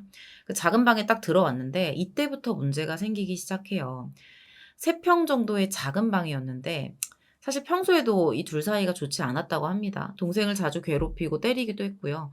또 동생은 맞고 나서 경찰에 신고한 적도 있었을 정도라고 하니까 거의 뭐 남보다도 못한 사이였죠. 같은 방에서 지냈지만. 이날 임군이 취한 채 방에 들어왔는데 동생은 그때 엎드려서 이렇게 폰으로 웹툰을 보고 있었대요. 형이 들어오는 소리가 나니까 그 쓱 한번 돌아보고 다시 그냥 자기 하던 일을 합니다. 이렇게 만화를 보기 시작한 거죠. 근데 여기서 왜 그랬는지 뭔가 자기를 무시한다고 느꼈는지는 모르겠지만 그때부터 갑자기 동생에게 시비를 걸다가 때리기 시작을 해요. 그렇게 비극이 시작되고 있었습니다. 형이 시비를 걸고 주먹질을 하니까 동생도 가만히 있지 않았어요. 싸우는 소리가 점점 커지면서 이제 부모님이 어떤 소리를 듣고 형제를 말리러 왔는데 임군이 그런 아버지까지 폭행을 합니다. 그리고 이런 행동을 보고 화를 참지 못한 동생이 임군의 가슴을 공격했던 거죠. 자, 이 부분에 대해서 진짜 공격을 했던 건지, 뭐 제지를 하려고 하다가 그랬던 건지, 이 부분에 대해서는 계속해서 여러 가지 의견들이 갈려요. 그건 제가 뒷부분에서 설명을 해드릴게요. 결국 이 일들로 인해서 그는 과다출혈로 인한 저혈량성 쇼크로 사망하게 됩니다. 사건 당시 상황에 대해서 가족들은 뭐라고 얘기를 할까요? 이렇게 말합니다. 아버지가 흥분한 임군의 상체 쪽을 몸으로 눌러서 제압을 하고 있었는데 동생이 흉기를 들고 다가왔다. 그러니까 본인은 큰아들을 제압하느라 동생이 형을 공격하는 모습은 보지 못했다는 거죠. 이 어머니는 사건 직후 동생의 손에 들린 칼을 빼앗고 싱크대에 던졌다라고 얘기를 했어요. 자, 그러면 가해자인 동생은 뭐라고 하냐? 이렇게 말해요. 어릴 때부터 형이 나를 계속해서 때려왔다. 난 그거에 대해서 분노가 계속 심했는데 그날 또 술을 먹고 들어와서 다짜고짜 시비를 걸고 나를 때리길래 화가 났었다. 그리고 결정적으로 형이 아버지를 때리는 걸 보고 형을 다치게 해서라도 아버지를 향한 폭행을 제지해야겠다는 생각이 들었다. 이렇게 말을 했다는 거죠. 어쨌든 본인이 흉기를 사용했던 건 형을 살해하려는 목적이 아니라 폭행을 제지해야겠다. 그런 마음으로 그 흉기를 들었다라고 얘기를 하는 거예요. 자, 그러면서 이제 폭행을 말리려는 목적이었기 때문에 죽일 생각으로 힘껏 찌른 건 아니라고 했어요. 범행 후에는 발을 동동 구르다가 무릎을 꿇고 앉혀서 자신의 얼굴을 때렸다. 이런 말도 합니다. 가해자인 동생 그리고 부모 모두 이 사건은 형의 폭행에 저항하다 생긴 우발적 사고지 절대로 고의가 아니었다라고 공통적으로 주장을 해요. 사실 경찰도 뭐 진술이나 사건 정황, 보여지는 증거들만 가지고 이게 우발적인지 고의적인지 구분하기가 어려웠어요. 그래서 이 사건 현장의 혈흔을 분석해 보기로 결정을 합니다. 혈흔 분석을 하게 되면 당시 상황, 뭐 칼의 위치, 뭐 이런 것들을 다 디테일하게 추정을 해낼 수가 있어요. 그럼 이게 사고인지 고의적인 살인인지 구분하는 데도 도움이 됩니다. 보통 혈흔 분석은 이 현장의 벽이나 집기를 기준으로 범행 당시의 행위를 추정한 뒤에 구역을 나눠서 혈흔 그룹을 정하고 단서를 하나씩 추적해 나가요. 투입된 전문가가 이런 방식으로 이 임군의 집을 5구역으로 나눠서 조사를 해 나가기 시작합니다. 일단은 이 사건이 발생했던 그 현장, 그 작은 방의 바닥, 그리고 그 방 바로 앞에 있던 주방의 앞바닥은 감식에서 제외가 돼요. 여기가 그러니까 경찰이 도착하기 전에 구급대원이 먼저 도착을 했잖아요. 응급처치를 하는 과정에서 혈흔이 지금 훼손된 상태였거든요. 몸을 막 뒤집혀 눕히기도 했고 상처에다가 막 식염수까지 부었기 때문에 이게 훼손되지 않을 수가 없었습니다.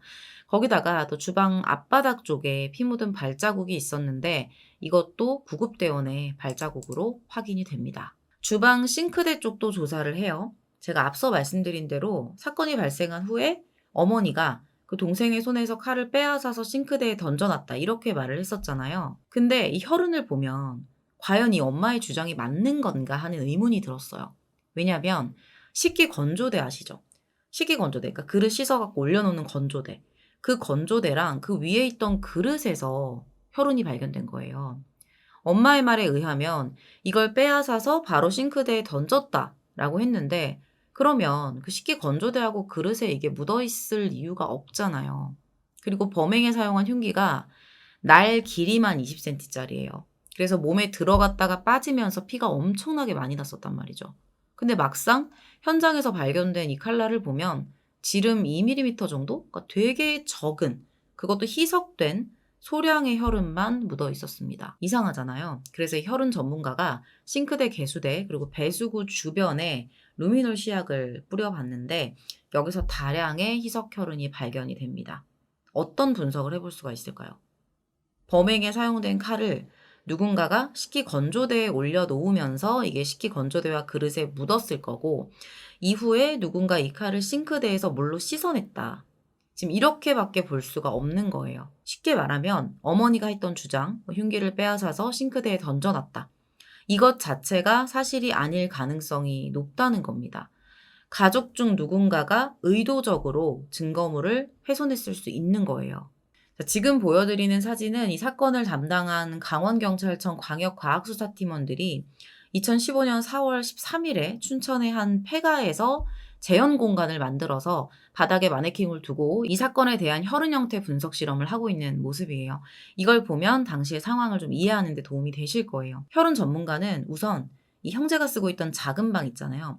그쪽 벽에 행거가 있었거든요. 이걸 조사를 합니다. 이 행거 제일 앞쪽에 흰색 줄무늬 셔츠가 걸려 있었는데 1m 높이 정도 되는 그 높이에서 혈흔이 3개가 발견이 돼요. 흉기가 몸에서 빠지면 피가 튀잖아요. 그 비산혈흔으로 보였습니다. 물방울 형태였고요. 혈흔의 꼬리가 쭉 떨어지면서 8시 방향으로 향해 있는 그런 모양이었어요. 임군이 사건 당시 그 발견된 모습을 보면 머리가 문 쪽으로 가 있고 발은 행거 쪽으로 두고 엎드린 상태로 공격을 당했거든요. 칼이 몸에서 빠질 때 혈압 때문에 터져나온 그 피가 포물선을 그리면서 날아가서 임군의 몸 뒤쪽에 걸려있던 셔츠에 묻고 8시 방향으로 흘러내렸던 거죠. 이건 다른 사건의 비산혈흔을 촬영한 사진인데 이런 형태다라고만 참고를 해주시면 될 것 같아요. 셔츠 뒤에 걸려있던 점퍼 소매 그리고 근처에 있던 종이 가방에서도 6시 방향의 꼬리를 가진 혈흔이 발견이 됩니다. 전문가는 이것으로 사건 당시 칼의 위치와 출혈부의 위치까지 밝혀냈어요. 그리고 얼마 지나지 않아서 부검 결과까지 나옵니다. 어떻게 나왔을까요? 부검 결과 형의 가슴을 파고든 칼날은 등 쪽 갈비뼈에 닿을 정도로 깊게 들어가서 갈비뼈를 부러뜨렸어요. 사건 당시에 형이 아버지에게 엎드려서 제압당한 상태였기 때문에 동생도 몸을 숙여서 낮추지 않으면 이렇게 정확하게 가슴 부위를 찌를 수가 없었습니다. 형 가슴이 바닥에 붙어 있다시피 했었으니까요. 수사팀은 동생이 형을 찌르기 위해서 일부러 몸을 낮춰 자세를 바꿨다. 이렇게 판단을 해요. 그러니까 찌르는 것 자체를 목적으로 가지고 있었을 거라는 거예요. 그리고 형을 제압하기 위해서 다른 도구를 사용할 수도 있는데 굳이 주방에 있는 칼을 가져왔다? 이것도 고의성이 있어 보인다는 거죠. 단순히 제지만 하려면 다른 것들을 쓸 수도 있는 거잖아요. 이런 과학적 증거들을 바탕으로 수사진은 동생이 형을 칼로 찌른 행위가 고의살인으로 보인다고 판단을 했어요. 지금부터는 수사팀이 동생 임군과 부모님의 진술 그리고 현장과 혈흔 분석 결과를 종합해서 내린 이 사건의 전말에 대해서 전해드릴게요. 자, 먼저 술에 취해 들어와서 동생이 형을 힐끔 보고 이후에 시비가 붙었다. 여기까지는 이제 내용 앞에서 전해드렸죠. 이때 임군이 동생을 이유 없이 때리고 막 배를 밟았다고 해요. 지금부터 형이 널 때릴 테니까 알아서 잘 막아라. 이러면서 명치, 얼굴을 무릎과 팔꿈치로 수십 회 때립니다. 이 키가 10cm 정도 차이가 나니까 체격 차이도 좀 있는 상태였어요. 동생이 일방적으로 당할 수밖에 없었던 것 같아요. 한참 맞고 있다가 이제 동생이 형을 밀치니까 "너 오늘 나한테 맞아 죽는 거야?" 이러면서 다시 때리기 시작했고 동생은 욕설을 하면서 반격합니다. 그러면서 뭐 팔로 목을 감고 때리고 덩치 차이가 있다 보니까 이러면 너무 힘들잖아요. 숨이 막히잖아요. 그래서 살려 달라고 소리를 질렀는데 이 소리를 듣고 이제 부모님이 작은 방으로 달려와서 두 사람을 떼어 놓은 거죠. 이후에 아버지가 와서 이제 "그만해라." 이러고 말리니까 임군이 아버지의 가슴과 얼굴을 여러 번 때리기도 했습니다. 겨우 제압당하긴 했지만요. 이 동생은 이제 어릴 때부터 이미 형한테 불만이 많았어요. 뭐 심부름을 시켰는데 거부했다거나 뭐 하면서도 표정이 좋지 않다거나 뭐 재수없어 보이거나 이 재수없어 보인다는 것도 본인의 판단인 거잖아. 이럴 때마다 사정없이 맞았다고 합니다. 2014년경에는 형이 술에 취해서 자신을 흉기로 위협한 적도 있었다고 했어요. 물론 다 동생의 주장이긴 하지만 사건 당일에도 이유 없이 시비가 걸리고 폭행을 당하면서 화를 참을 수가 없었고 결국 자신도 흉기를 들었다라고 얘기를 했죠. 새벽 2시경 동생은 흉기를 왼손에 들고 제압된 형의 오른쪽으로 몸을 낮춰 가슴을 힘껏 공격합니다. 워낙 순식간에 벌어진 일이라서 누구도 말릴 수 없었어요. 이 흉기는 형의 4번, 5번 갈비뼈와 폐와 심장이 위치한 부위를 찌르게 돼요. 제가 자세하게 모든 그 내부적인 손상들을 설명할 수는 없지만 단 한 번의 공격만으로 사망에 이를 정도의 심한 손상을 입습니다. 바로 신고를 한 뒤에 가족 중에 누군가가 동생이 손에 들린 칼을 빼앗아서 식기건조대 근처에 올려뒀다가 경찰이 오기 전에 물로 씻어서 싱크대 안에 넣어뒀던 거죠. 임구는 구급대원의 응급처치를 받았지만 또 사망을 하게 된 거고요. 재판 과정과 결과 전해드릴게요.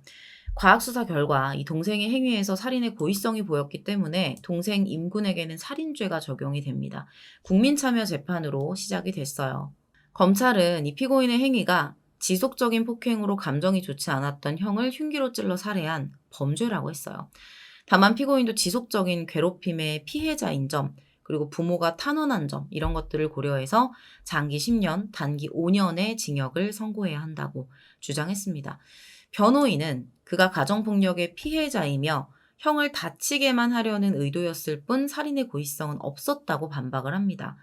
당시 재판에 이 사망한 피해자를 부검했었던 법의관도 참석을 했었는데 인분의 변호사가 이 칼이 들어간 부위에 대해서 이 법의관에게 자세하게 한번 물어봅니다.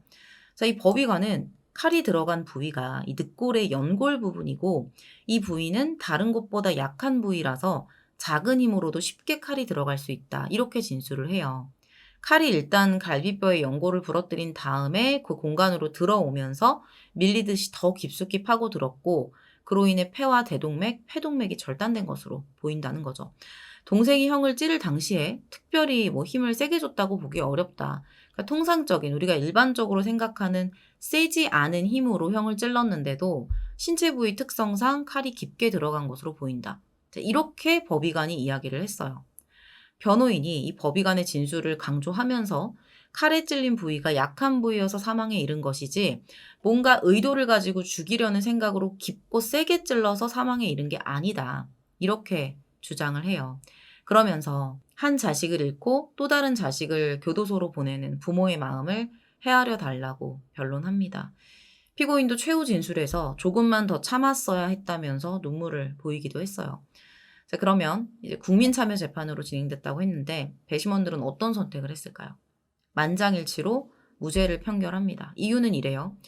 형이 아버지를 폭행하는 것을 제지하기 위해서 어떤 흉기를 가지고 왔던 것으로 보이고 싱크대 아래 문 안쪽에 보관 중이던 그런 것들 중에서 가장 꺼내기 쉬운 위치에 있던 걸 꺼낸 것으로 봤을 때 피고인의 주장처럼 형의 폭행을 제압해야 할 급박한 상황에서 아무 생각 없이, 그러니까 아무거나 급하게 꺼내든 게 아니냐. 이렇게 보인다라는 거죠. 살인 자체를 목적으로 두고 일부러 흉기를 꺼낸 것으로 보이지는 않는다는 겁니다. 그리고 형의 급소를 찌르기 위해서 가슴 부위를 공격한 게 아니라 아버지가 몸으로 형의 그 몸을 누르고 있었다고 했잖아요. 제압을 할 때. 그러다 보니까 이 아버지의 몸을 피해서 어떤 행동을 하다 보니까 자신 스스로도 어떤 부위를 찌르는지 인식하지 못한 상태로 찔렀을 것이다. 그렇게 판단이 된다는 거죠. 그리고 일반적으로 이제 흉기로 사람을 공격하게 되면 공격한 사람도 손을 다치게 되잖아요. 근데 피고인은 손에 부상을 입지 않았고 법의관의 진술을 들어봐도 이게 사람을 살해할 정도로 힘을 실어 공격한 것으로는 보이지 않기 때문에 살인의 미필적 고의가 인정된다고 볼 수 없다는 거예요. 그러면서 배심원이 무죄를 판결할 때 피의자에 대한 동정심을 가지고 판결한 것이 아니라는 점을 강조합니다. 우리 동정심 갖고 한 거 아니에요. 뭐 이런 의미죠. 재판부도 같은 의견이었어요. 형이 죽을 수도 있다는 생각을 하지 못한 것으로 판단된다. 그리고 검사가 제출했던 증거들 있잖아요. 이것만 가지고는 피고인이 형을 공격할 당시에 어떤 살인의 미필적 고의가 있었다고 인정하기에는 부족하고 인정할 증거도 없다라고 얘기를 했어요. 찌른 부위가 우연히도 급소였다. 이렇게 판단이 된다는 거죠. 그렇게 2015년 7월 3일 재판부는 살인 혐의에 대해서 무죄를 선고합니다. 재판의 결과가 언론에 공개되고 나서 논란이 있었어요. 과학수사 결과로는 살인의 고의성이 있다고 봤는데 이게 완전 반대로 나온 거잖아요. 그래서 더 논란이 됐었습니다. 자, 검찰이 곧바로 항소해요. 피고인이 충동적으로 살해를 했지만 범행 도구의 길이나 형태, 공격할 때의 자세와 힘의 세기, 상처의 부위와 형태 등을 봤을 때 살인에 대한 확정적인 고의 또는 미필적 고의가 있음이 분명한데 원심이 살인을 무죄로 판단했다는 거죠.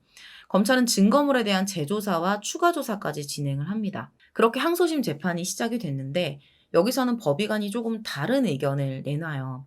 청소년의 경우 고라가 끝난 부위에 비해서 연골 부위는 아주 강하지 않은 힘을 가하더라도 식칼로 절단이 가능하다는 거예요. 근데 이게 피부나 복병만 관통할 때보다는 강한 힘이 필요하다는 거죠. 한마디로 원심에서 진술했던 그 통상적인 힘, 이 힘이라는 게 피부와 피하 조직을 관통할 정도의 힘이다. 이렇게 정의를 한다면 그런 의미로 얘기를 했던 거니까 그런 정도의 힘이라고 정의를 한다면 연골을 절단하기 위해서는 그 힘보다 더 강한 힘이 필요하다는 겁니다. 검찰은 혈흔 분석 결과를 강조하면서 이 범행이 우발적이었다면 형을 그렇게 깊숙이 찌르기 어려웠을 것이다라고 주장을 해요. 그러면서 이 피고인이 형에게 가졌을 악감정, 그리고 제압을 하기 위해서 굳이 이런 흉기를 사용했던 것, 그리고 형이 제압당해서 가슴을 바닥으로 하고 엎드려 있었기 때문에 동생이 몸을 낮추지 않으면 잘 보이지 않는 가슴 부위를 굳이 자세를 바꾸면서까지 공격했던 것. 이런 것 등을 살인의 고의가 있었던 것으로 주장을 합니다.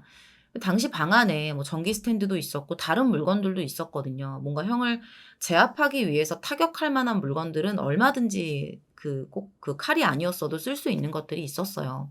그리고 일단 아버지가 형을 제압했어요. 형은 술에 취한 상태였고 아버지가 강하게 몸으로 눌러서 제압을 하고 있었기 때문에 굳이 막 살상력이 있는 도구를 꺼내들 필요까지는 없었다는 거예요. 그리고 몸통에 여러 주요 기관들이 있는데 그 부위를 찌르면 어떻게 된다는 거? 이거 정도는 임군도 충분히 보통의 지능으로는 알고 있었을 것으로 보입니다. 항소심 재판부도 이 부분을 지적해요. 그리고 아무리 날카로운 범행 도구라도 어느 정도의 힘과 속도가 가해지지 않으면 이 사람의 피부와 두 개의 늑골을 한꺼번에 절단하기는 쉽지 않기 때문에 연골을 관통할 정도의 세기로 형을 찌른 그 피고인의 살인의 고의를 인정하기에 충분해 보인다고 했습니다. 자신의 행위로 인해서 형이 어떻게 될지를 충분히 인식한 상태에서 그런 행동을 한 것으로 보이기 때문에 살인의 미필적 고의가 있다고 볼 수 있으며 살인에 해당한다라는 결론을 내린 거죠. 그렇게 항소심 재판에서 피고인은 장기 3년, 단기 2년 6개월을 선고받게 돼요. 상고했는데 기각이 되면서 최종적으로 이렇게 형이 확정이 됩니다. 내가 낳은 자식을 죽인 사람이 내가 낳은 또 다른 자식이라는 거 사실 이건 상상도 할 수 없을 만큼 힘든 일일 것 같아요. 그만큼 사건 자체가 절망적이었다고 할 수 있겠죠. 결국은 모든 게 갈등에서 시작이 되는 것 같아요. 사건이 벌어진 원인을 그러니까 단편적으로 그날의 일만 가지고 생각할 수는 없겠죠. 언론을 통해서 알려지지 않은 우리가 모르는 수많은 그 집안만의 문제가 있었을 거고 결국 그게 골마 터져서 이런 비극적인 상황까지 가게 된 것 같습니다. 모든 갈등이라는 건 그냥 묻어두고 덮어둔다고 해서 해결되는 건 아니라는 생각을 또 한 번 하게 되는 사건이었습니다. 1심 재판과 이 항소심 재판에서 나왔던 판단 내용과 결과에 대해서 여러분들은 어느 쪽이 좀 더 사건의 진실에 가깝다고 생각하시는지 다양한 의견 댓글로 남겨주시면 감사하겠습니다. 오늘 준비한 내용은 여기서 마무리하도록 하겠습니다. 긴 시간 시청해주셔서 감사합니다. 오늘 준비한 사건은 2013년 필리핀 세부에서 시작돼요. 지금 보고 계시는 사진 속의 인물은 43세의 서범석 씨입니다. 필리핀에 손꼽히는 여행사의 세부지사 소장으로 열심히 일하면서 자리를 잡아가던 사람이었어요. 일명 스카이 소장으로 통했다고 합니다. 그렇게 성실한 일상을 보내던 어느 날 사건이 벌어져요. 1월 4일 금요일이었어요. 이날이 공동소장 장 씨의 생일 파티가 있는 날이었고요. 서 씨가 그 파티에 참석을 합니다. 주인공 장 씨가 서 씨랑 30년 지기 친구예요. 중학교 동창이었고요.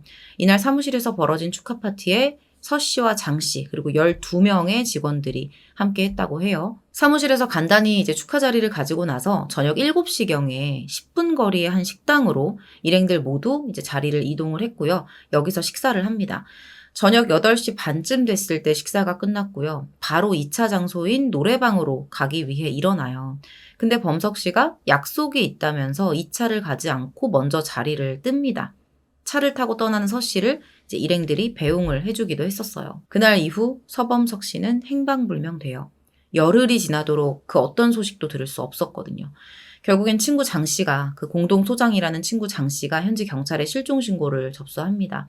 이후에 장 씨는 한국에 있는 서 씨의 가족에게도 전화를 걸어서 실종 사실을 알렸어요. 가족들이 곧장 세부에 도착을 했는데 이게 보니까 경찰 수사만 넋놓고 기다리고 있을 수가 없었던 거예요. 결국에는 직접 수백 장의 실종 전단을 제작해서 일대에 배포를 하기 시작합니다. 비가 많이 오다 보니까 이 전단을 하나하나 다 코팅해서 배포를 했었다고 해요. 그리고 전단 배포 하루 만인 2월 5일에 전혀 예상치 못한 곳에서 이 가족들이 연락을 한 통 받게 돼요. 시신 안치소였습니다. 이 안치소 관계자가 그 실종 전단을 봤던 거죠. 그리고 신원미상의 외국인 남성의 시신을 보관하고 있다면서 이 가족들에게 먼저 연락을 해왔던 거예요. 당시 시신은 포르말린으로 방부 처리가 된 상태로 보관 중이었습니다. 경찰이 해당 시신과 등록된 서 씨의 지문을 대조했는데 일치한다는 결과가 나와요. 시신은 서범석 씨였습니다. 가족들 충격이 엄청 났겠죠. 근데 더 충격적인 사실이 있어요. 서 씨의 시신이 이 안치소에 온 지 이미 한 달이 다 됐다는 거죠. 발견된 시점이 1월 7일이었대요. 이때 발견이 돼서 이제 안치소로 이송이 됐던 거예요. 시신 발견 경위가 더 믿기 어려웠던 게 바다 한가운데서 발견이 돼요. 최초로 목격된 곳은 이 세부섬 본토와 막탄섬 사이를 가로지르는 막탄 해협. 현지인들 사이에서는 SRP라고 불리는 해안가 근처였는데 1월 7일 정오경에 이 바다 위를 떠다니던 시신을 현지인이 발견하고 경찰에 신고를 했던 겁니다. 경찰이 시신을 인양했는데요. 이 시신의 모습이 한눈에 봐도 심상치 않았어요. 머리부터 발끝까지 5종류의 비닐봉지에 자루로 겹겹이 포장이 돼 있었고요. 밧줄에 묶여있는 어떤 흰색 자루가 있었는데 이걸 열어보니까 여기에 돌덩이가 되게 많이 들어있는 거예요. 그러니까 누군가가 물에 가라앉히려고 작정을 했던 거죠. 살해된 게 확실한 거죠. 손은 등 뒤로 해서 테이프로 묶여 있었고요. 후두부에 총상이 남아 있었어요. 이 총상이 직접적인 사인이었습니다. 머리 뒤에서 일직선 방향으로 발사된 것으로 추정이 됐는데 직경 1cm의 이 총알이 머리를 관통하지 못하고 좌측 후두엽에서 발견이 돼요. 이 총알이 시신에서 확인된 범인의 유일한 흔적이었습니다. 총상 이외에 멍이나 찰과상, 긁힌 상처 이런 것들은 없었어요. 부검 결과 서 씨는 실종 당일 저녁 식사 2시간 내에 사망한 것으로 추정이 됐습니다. 살해 방법 그리고 시신 유기 방법 다 서 씨의 죽음이 분명한 타살이라는 것을 말해주고 있죠. 그러면 대체 1월 4일 저녁에 서범석 씨에게 무슨 일이 있었던 걸까요? 서 씨가 필리핀에 오게 된 건 2011년이었습니다. 직장 문제로 너무 많이 지쳐서 이제 여행을 왔었는데 그때 필리핀에 매료됐던 거죠. 정착해서 여기서 살아야겠다. 뭐라도 하면서 살아야겠다. 사실 필리핀에서 이미 친구들이 또 자리를 잡고 있었기 때문에 이런 결정이 수월했던 걸로 보여요. 범석 씨에게는 6명에서 7명으로 구성된 30년 지기 중학교 동창 모임이 있었는데 그 멤버 중에 한 명인 민 씨가 이제 먼저 필리핀으로 건너가서 여행업으로 성공하고 자리를 잡은 상태였습니다. 이후에는 앞서 언급된 그 공동 소장, 가족들에게 연락했었던 그 장 씨도 필리핀으로 건너가서 가이드 일을 시작했었죠. 머리도 식히고 두 친구도 만날 겸 필리핀으로 향했다가 여기서 서 씨도 이제 가이드 일을 시작했던 거예요. 필리핀 이주를 결정한 서 씨는 보라카이 지사에서 본격적으로 가이드 일을 배웠고요. 여기서 능력을 인정받아서 6개월 만에 약 10여 명의 직원과 가이드가 소속된 세부지사로 발령을 받게 돼요. 여기가 이제 친구 장 씨가 소장으로 이미 있었던 지사였고 서 씨는 공동소장으로 발령받게 됐던 거예요. 이 세부지사에서도 서 씨는 일을 정말 잘했고요. 현지 직원들과도 별 문제 없이 잘 지냈습니다. 그러다 보니까 이 서 씨의 피살 소식이 너무 충격적이면서 의문을 남길 수밖에 없었던 거예요. 마지막으로 직원들과 헤어진 식당에서 서 씨가 살던 집까지 거리가 약 7km 정도 됩니다. 차로는 20분 정도 거리. 필리핀 경찰은 서 씨가 집에 도착하기 전에 변을 당했을 것이다. 이렇게 판단을 했어요. 필리핀 여자친구의 증언이 있었거든요. 그 생일 파티가 있었던 1월 4일 저녁에 여자친구가 서 씨의 집에 먼저 도착을 해서 기다리고 있었는데 서 씨가 돌아오지 않았다는 거예요. 기다리다가 전화를 걸었을 때는 이미 전원이 꺼져 있었고요. 집으로 향하던 길에 일이 벌어졌다라는 거는 좀 분명해 보이죠. 초기에는 총기 강도에 의해서 살해됐을 가능성이 있지 않을까 이런 가능성이 제기가 됐었어요. 근데 범행 패턴을 보면 일반적으로 필리핀 강도가 하는 행동과는 차이가 있었습니다. 대다수의 현지 강도들은 오토바이로 빠르게 접근을 해서 총을 쏘고 바로 도망을 친대요. 애써 공을 들여서 시신을 물에 가라앉게끔 하고자 하는 그런 번거로운 방법을 거의 쓰지 않는다는 거죠. 굳이 이러다가 목격될 수도 있는데 그런 위험을 무릅쓰고 시신을 공들여서 감추고 수습할 필요가 없다는 겁니다. 5개의 포대로 시신을 겹겹이 감싸고 돌이 담겨있는 자루를 매달아서 유기하는 이런 행동. 이거는 시신의 신원을 되게 숨기고자 하는 그런 의도가 되게 강하게 느껴져요. 면식범일 가능성이 높다는 거죠. 전문가는 서 씨의 머리에 남은 총상 역시 면식범의 소행임을 의심케 한다고 지적을 합니다. 시신을 보면 어떤 억압을 해놓은 흔적, 결박 이런 것들이 없는데 총알이 정말 흔들림 없이 동그랗게 들어갔잖아요. 당시의 상황을 조금 우리가 상상을 해보자면 서 씨가 뭔가 위협을 당하거나 위험한 상황이라는 것을 인지하지 못한 상태에서 뒤에서 기습적으로 총격을 당했을 가능성을 추정해 볼 수가 있습니다. 양손에 있었던 이 결박도요. 사후에 진행된 것으로 판단이 됐어요. 정리를 해보면 공격을 받을 당시에 결박당한 흔적도 없는 상태였는데 시신은 또 가려지게끔 철저하게 처리를 해놨다는 거예요. 이게 뭘 의미하는 걸까? 이렇게 경찰이 면식범의 소행을 의심하고 있을 때 여행사 직원들의 제보가 들어옵니다. 이 직원들이 서 씨가 실종되고 나서 그 경험했던 이상한 일들에 대해서 진술을 해요. 되게 이상해요. 실종되고 한 6일, 그러니까 실종이라고 말하기는 그렇지만 왜 이렇게 연락이 안 되지? 왜 이렇게 회사에 안 나오지? 이러고 나서 6일 정도가 지났을 때 사무실 근처에 갑자기 서 씨의 차가 나타난 거예요. 시점상으로 보면 나중에 이제 밝혀진 바 시점상으로 보면 서 씨가 이미 사망한 뒤였거든요. 이거는 처음 시신 발견한 시점보다 뒤에 있었던 일이잖아요. 사무실에서 한 300m가량 떨어진 곳에 서 씨의 차가 주차되어 있었던 겁니다. 직원들이 가서 봤는데 정말 깨끗했어요. 새 차라도 한 것처럼. 깜짝 놀라서 직원들이 모여서 차량을 이리저리 살펴보고 있는데 뭔가 뒤가 쎄한 거예요. 누가 우리를 쳐다보고 있는 것 같은? 그래서 뒤를 돌아봤는데 되게 오싹한 느낌을 받았대요. 저 멀리서 어떤 남자가 서 씨의 차를 지켜보고 있는 거예요. 근데 이 사람이 직원들도 아는 사람이었습니다. 누구였냐면 서 씨에게 중고차를 팔았던 현지인 남성 크리스였어요. 이 사람이 당시에 서 씨하고 좀 관계가 안 좋았나 봐요. 중고차 대금 문제 때문에 좀 갈등이 있었대요. 실종 2달 전에 서 씨가 이 크리스와 600만 원짜리 중고차를 할부로 계약했는데 계약 얼마 뒤에 크리스가 서 씨에게 할부 금액을 일시에 상환해달라는 되게 무리한 요구를 했었던 거죠. 이것 때문에 서 씨가 스트레스를 되게 많이 받았었다고 해요. 주변 사람들이 알 정도로. 자연스럽게 주변인들은 크리스를 범인으로 의심을 하고 있었습니다. 현지 경찰도 크리스를 유력한 용의자로 보고 조사를 진행했었어요. 근데 이상했던 게 처음에 크리스가 서 씨에게 차를 팔았다는 사실 자체를 되게 부정하는 태도를 보였던 거예요. 팔았으면 팔았다고 말을 하면 되는 거잖아요. 차를 판 것 자체가 문제가 될 건 없으니까. 의심스럽죠. 그래서 경찰이 이 크리스의 통신 기록과 실종 당일 알리바이를 조사했는데 수상한 점은 발견되지 않습니다. 실종 후에 나타난 서 씨 차량에 대한 감식도 이뤄졌지만 의미 있는 증거는 나오지 않았어요. 자, 그러면 서 씨 차량이 나타난 그날 크리스가 어떻게 알고 그 차를 지켜보고 있었을까, 거기까지 와서. 그래서 경찰이 물어봐요. 어떻게 알고, 차가 거기 있는 걸 어떻게 알고 거기에 있었냐? 이렇게 물어봤더니 크리스가 서 씨가 중고차 할부금을 제때 내지를 않아서 내가 그날 수금을 하러 찾아갔었다. 실종 사실 자체를 몰랐었고 서 씨를 만나려고 사무실로 가던 길이었다. 라고 말합니다. 마침 그 길에 서 씨의 차량이 세워져 있어서 차를 발견할 수밖에 없었다는 거죠. 실제로 그 가는 길을 보면은 그 사무실로 가는 방향이 일방통행이에요. 그래서 그 사무실에 가려면 서 씨의 차량을 발견할 수 있는 위치의 길이었던 거죠. 그렇게 뚜렷한 혐의점이 확인되지 않은 크리스는 용의선상을 벗어나게 됩니다. 국내 범죄 전문가들도 크리스가 진범일 확률은 적다는 의견을 보였어요. 동기가 너무 약하다는 거예요. 오히려 크리스는 지금 서 씨가 사라지게 되면 돈을 못 받는 거거든요. 금전적인 손해를 입게 되는 거란 말이에요. 그리고 본인이 범인이라면 실종된 지 6일이나 지나서 사람들이 촉각을 막 곤두세우고 있을 상황에 차를 보러 그 현장을 찾아가진 않겠죠. 뒤만 돌아보면 자신을 볼 수 있는 그런 위치에서.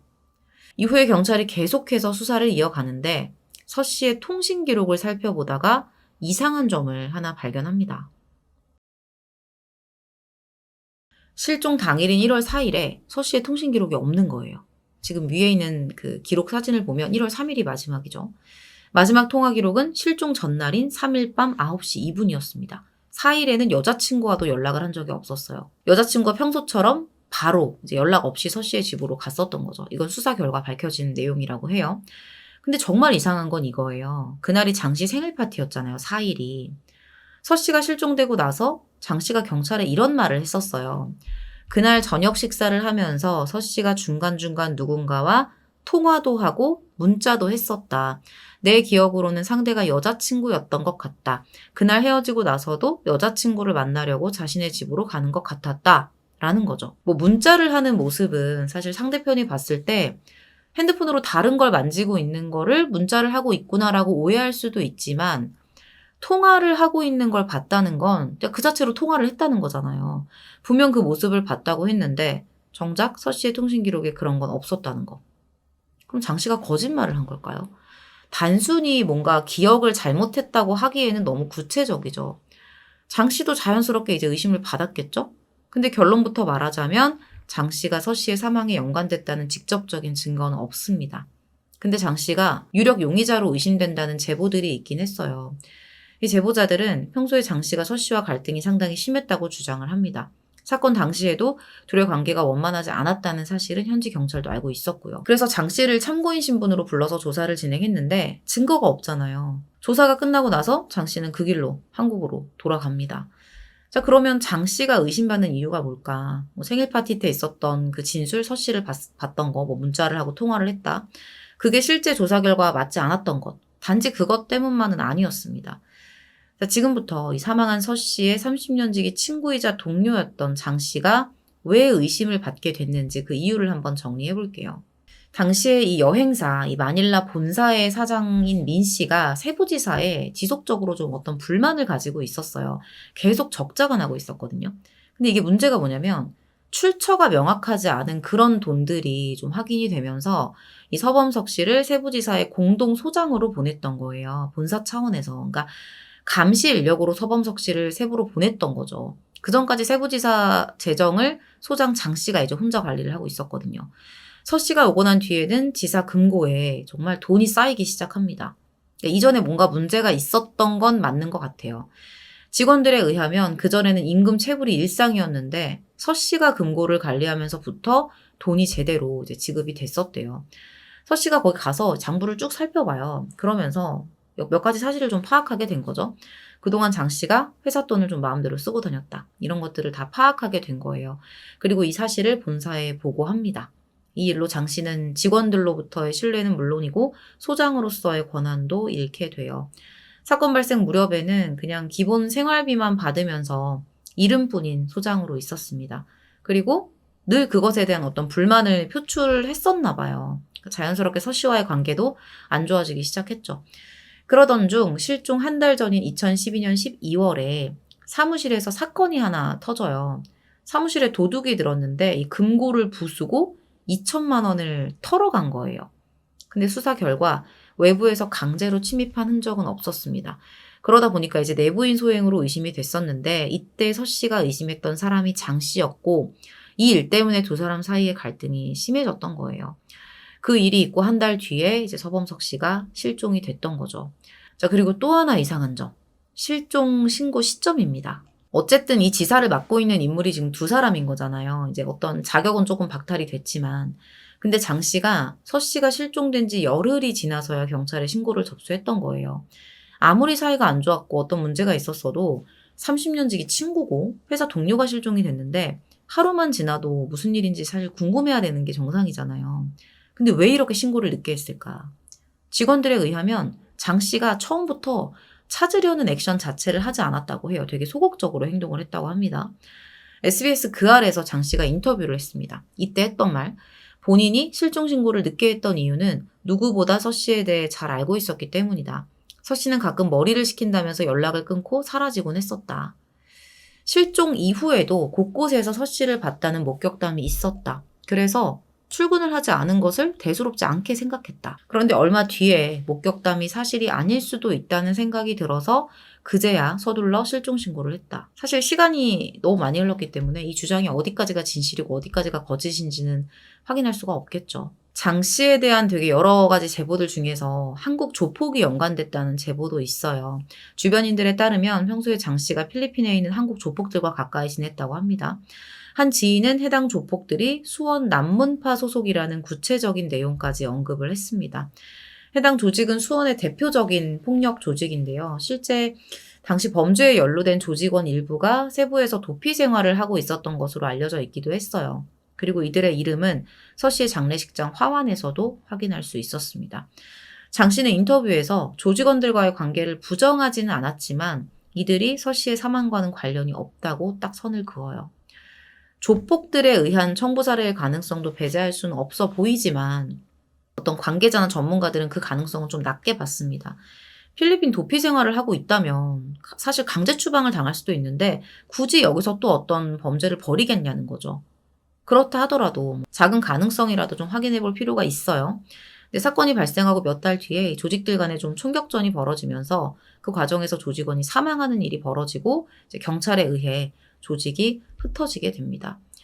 이렇게 실마리를 잡지 못하면서 사건은 미제로 남게 돼요. 최근에 한국 경찰이 유족의 요청으로 재수사를 시작했다고 하는데 경찰의 주장은 그래요. 필리핀 당국으로부터 수사 자료나 부검 자료 같은 걸 넘겨받지 못했다. 2013년 11월에 필리핀을 강타한 슈퍼태풍 욜라나에 의해 부검 자료를 보관하고 있던 국가수사국 사무실이 침수되면서 대부분의 자료가 유실됐기 때문입니다. 국내 수사 관계자는 만에 하나 자료가 남아있다고 해도 별다른 수사 내용은 없었을 것이다 라는 입장을 보였어요. 추측이죠. 있을지 없을지 모르는 거예요. 그런데 필리핀을 찾아간 SBS 그알팀에서 확인한 상황은 완전 달랐습니다. 당시에 담당 수사관을 어렵게 찾았는데 원본은 유실이 됐어요. 근데 수사자료 4본을 가지고 있었던 거예요. 그는 부검 보고서는 물론 당시 진행했던 10명의 참고인들에 대한 조서 등을 제작진에게 전달했습니다. 제작진이 가서 바로 얻어낸 이 자료를 국내 수사기관은 왜 확보하지 못했던 걸까요? 확보하지 못했다고 말하는 게 맞긴 할까요? 그러니까 시도는 했을까? 어차피 안 돼. 없을 거야. 이거잖아요. 해보지 않고. 수사관은 10년이 지난 일임에도 그 사건을 또렷하게 기억하고 있었어요. 증거를 모으기 위해서 바쁘게 움직였지만 당시의 기술적 한계와 한국인 조사에 있어 언어의 장벽에 부딪혀 수사가 쉽지 않았다고 기억을 했습니다. 무엇보다 당시 첨단 수사 시스템 부족으로 제대로 된 통신 수사가 이루어지지 않았던 것이 안타까움으로 남아있다고 전했어요. 그리고 여전히 한국 수사기관과 협조를 해서 수사를 이어나갈 강한 의지까지 보입니다. 심지어 제작진이 세부를 떠나는 날에는 공항까지 따라와서 유족에게 쓴 편지를 전해주기도 했어요. 필리핀은 살인 공소시효가 20년으로 정해져 있어요. 근데 피해자가 한국인인 만큼 국내 기관의 수사를 통해 처벌도 가능한 상황입니다. 시간도 오래 흘렀고 물론 쉽지 않은 사건이겠지만 수사기관에서 국내 수사기관에서 조금 더 의지를 가져보는 건 어떨까 생각을 해봅니다. 오늘 준비한 내용은 여기서 마무리하도록 하겠습니다. 긴 시간 시청해주셔서 감사합니다. 유족들이 그 여행업체 사장 민 씨 있잖아요. 이 사람의 행동에 대해서도 좀 의구심을 가졌어요. 왜냐면 유족들이 실종 사실을 알고 세부로 갈 준비를 하는 과정에서 민 씨가 이걸 계속 막았던 거예요. 서씨 누나에 따르면 말도 안 통하는 필리핀에 가서 가족들이 할 수 있는 게 아무것도 없었다고 합니다. 그래도 가만히 있을 수 없잖아요. 그래서 직접 이제 실종 전단지라도 돌려야겠다 생각을 해서 돌렸던 건데, 그렇게 가족들이 직접 나선 지 하루 만에 서범석 씨의 시신을 찾게 된 거죠. 그러니까 조금만 더 늦었으면 시신도 못 찾을 뻔했던 거예요. 민 씨는 자신이 부담해야 할 경비에 대한 걱정도 있었고, 회사 일정이 정신없이 바빠서 서 씨를 찾는데 신경 쓰지 못했다, 이렇게 해명을 했다고 하는데, 아무리 그래도 30년 지기 친구가 실종됐는데 가족들이 오는 걸 꺼려했다는 건 조금 이해가 안 가죠. 친구가 아니었다고 해도 직원이잖아요. 그러면 과연 그렇게 무관심하게 바쁘다는 이유로 내일이 아닌 것처럼 행동할 수 있었을까? 유족들 말에 의하면 장 씨와 민 씨가 실종 관련된 질문에 제대로 된 답을 하지 못했다고 주장을 하기도 했습니다. 자, 오늘 준비한 내용은 이렇게 마무리하도록 하겠습니다. 매년 11월 24일에 이렇게 전단지를 돌리는 노부부가 있었어요. 올해 기준 77세의 야스하루 씨와 75세의 미치오 씨 부부입니다. 매년 수천 장의 전단지를 준비해서 사람이 가장 많이 다니는 쇼핑몰 앞에서 이렇게 전단지를 돌리는데요. 그 안에는 26년 전에 사라진 딸을 찾는다는 내용이 적혀 있었어요. 노리코 씨, 당신을 계속 찾고 있습니다. 그리고 이 부부 옆에 세워져 있는 TV에서는 직장에서 인터뷰를 하는 이 노리코 씨의 모습이 계속 흘러나오고 있었어요. 이 부부를 취재하려고 모여든 기자들도 있었는데 아버지 야스하루 씨는 담담하게 이렇게 말해요. 노리코는 아마 죽었을 거다. 너무 불쌍하다. 지금 어떤 상태로 있는지 그것만 확인하고 싶다. 아무리 몸이 나빠져도 우리는 이대로 죽을 수 없다. 이런 심경을 밝혔습니다. 어머니 미치오 씨도 생존 가능성이 희박한 것을 알기에 여러 가지 상상을 해본다. 딸이 이미 사망해서 흙으로 되돌아가고 있다고 생각을 하면 너무나도 분하다 라면서 답답한 심경을 토로했습니다. 그러면서 사건 해결로 이어질 수 있는 제보를 사람들에게 부탁했어요. 그러면 사라진 치지대 노리코는 대체 누구였을까? 오늘 준비한 사건이 바로 치지대 노리코 실종 사건인데요. 치지대 노리코 씨는 26년 전인 1998년에 실종된 여성이에요. 당시 24살의 젊은 나이였고요. 이세 문화사라는 이 회사에서 잡지 기사로 근무 중이던 사람이었습니다. 그런 그녀가 98년 11월 24일에 정말 그야말로 호련히 모습을 감춰버려요. 그날 늦게까지 야근이 있었거든요. 밤 11시가 다 돼서 회사를 떠납니다. 근데 이것도 일이 다 끝나서 퇴근을 한 게 아니라 너무 이제 일이 늦고 잔업이 많다 보니까 사장이 너무 늦었는데 이제 집에 가는 게 좋겠다라고 권유를 해서 퇴근을 했던 거였어요. 그렇게 회사 밖으로 나왔는데 끝내 부모님이 기다리던 집으로 돌아가지 못한 거죠. 평소에는 늦게 귀가를 하거나 외박을 했을 때 부모님에게 꼭 연락을 해줬던 딸이었는데 그날만큼은 연락이 없었대요. 자, 그럼 평소하고 조금 패턴이 다르니까 부모가 바로 신고를 했을 것 같잖아요. 근데 그날 새벽 이 노리코 씨의 부모님은 경찰에 신고를 하지 않습니다. 이유가 있었는데 이 노리코 씨가 기자잖아요. 기자의 업무상 밤을 되게 많이 새기도 했었고 실종 전날인 23일까지 노리코 씨가 혼자서 태국 여행을 갔다 왔었대요. 휴가도 다녀왔으니까 일이 많이 쌓여서 늦는구나. 그냥 이렇게 생각을 하고 그냥 마냥 기다렸던 거죠. 크게 걱정을 하지 않았다고 해요. 근데 문제는 하루가 지난 25일까지 그녀가 회사에 출근하지 않았다는 겁니다. 또 회사 동료들은 그녀가 출근하지 않은 걸 이상하게 생각하지 않았어요. 아, 전날에 잔업을 많이 했다고 하니까 오늘 좀 늦게 나오려나 보다. 그러니까 집에서 회사에서 노리코 씨한테 뭔가 사정이 있겠지라고만 생각을 하고 초반에 이걸 심각하게 여기지 않았던 거예요. 자, 그러면 치지대 노리코가 실종됐다는 사실을 이 가족과 회사는 어떻게 알게 된 거냐? 뜻밖의 곳에서 걸려온 전화 때문이었습니다. 그녀가 근무하고 있던 그 회사에서 한 1km 정도 떨어진 곳에 손해보험 회사 건물이 있었어요. 근데 여기 주차장 관리인분이 25일 아침에 좀 수상한 차를 한 대 발견했던 거죠. 주차 관리하시는 분들은 이제 계속 차를 보니까 대충 이게 누구 차인지 좀 알잖아요. 낯선 차량도 빨리빨리 알아차리고요. 근데 처음 보는 어떤 검은색 차가 되게 삐뚤게 주차가 되어 있었던 거예요. 시간이 지나도 이 차량의 주인은 나타나지도 않았고요. 그래서 이 관리인이 경찰에 차량을 신고를 해요. 경찰들이 도착을 해서 차량을 확인해 봤는데 이 차가 치지대 노리코의 차였습니다. 일단 차량이 좀 이렇게 되어 있으니까 이동을 시켜야 되잖아요. 그래서 경찰이 연락처로 전화를 걸었는데 전화를 안 받는 거예요. 응답이 없는 거예요. 그래서 이제 노리코 씨의 집으로 전화를 걸게 된 거죠. 그렇게 25일 오전에 노리코 씨의 어머니 미치오 씨가 경찰에 전화를 받게 된 겁니다. 당시까지만 해도 뭐 경찰도 그렇고 가족도 그렇고 뭔가 심각한 상황에 대한 인지를 하지 못했기 때문에 그냥 뭐 주차 위반한 차량이 있습니다. 차주 계신가요? 뭐 이런 식으로 이야기가 오고 갔겠죠? 전화를 받은 엄마가 딸에게 이제 차를 왜 거기다 대놨냐 이렇게 얘기를 해야 되니까 그 사실을 알리려고 회사로 전화를 걸게 돼요. 왜냐하면 이제 부모님들은 딸이 아직 회사에 있을 거라고 생각을 하고 있었으니까. 근데 회사 직원이 전화를 받고 네? 노리코 씨 집에 있는 거 아니었어요? 아직 출근 안 했는데요? 이렇게 말을 하는 거예요. 가슴이 철렁 내려앉았겠죠. 곧바로 딸의 차량이 주차돼 있다는 현장으로 이 부모님이 함께 갑니다. 그리고 딸의 차량을 확인했는데 여기서 주차되어 있는 모습을 보고 뭔가 이상함을 느껴요. 평소에 되게 꼼꼼한 성격의 딸이었는데 차가 너무 이상하게 세워져 있었던 거예요. 라인을 무시하고 그냥 아예 대각선으로. 뭔가 급하게 차를 버리고 간 것 같은 그런 모습이었습니다.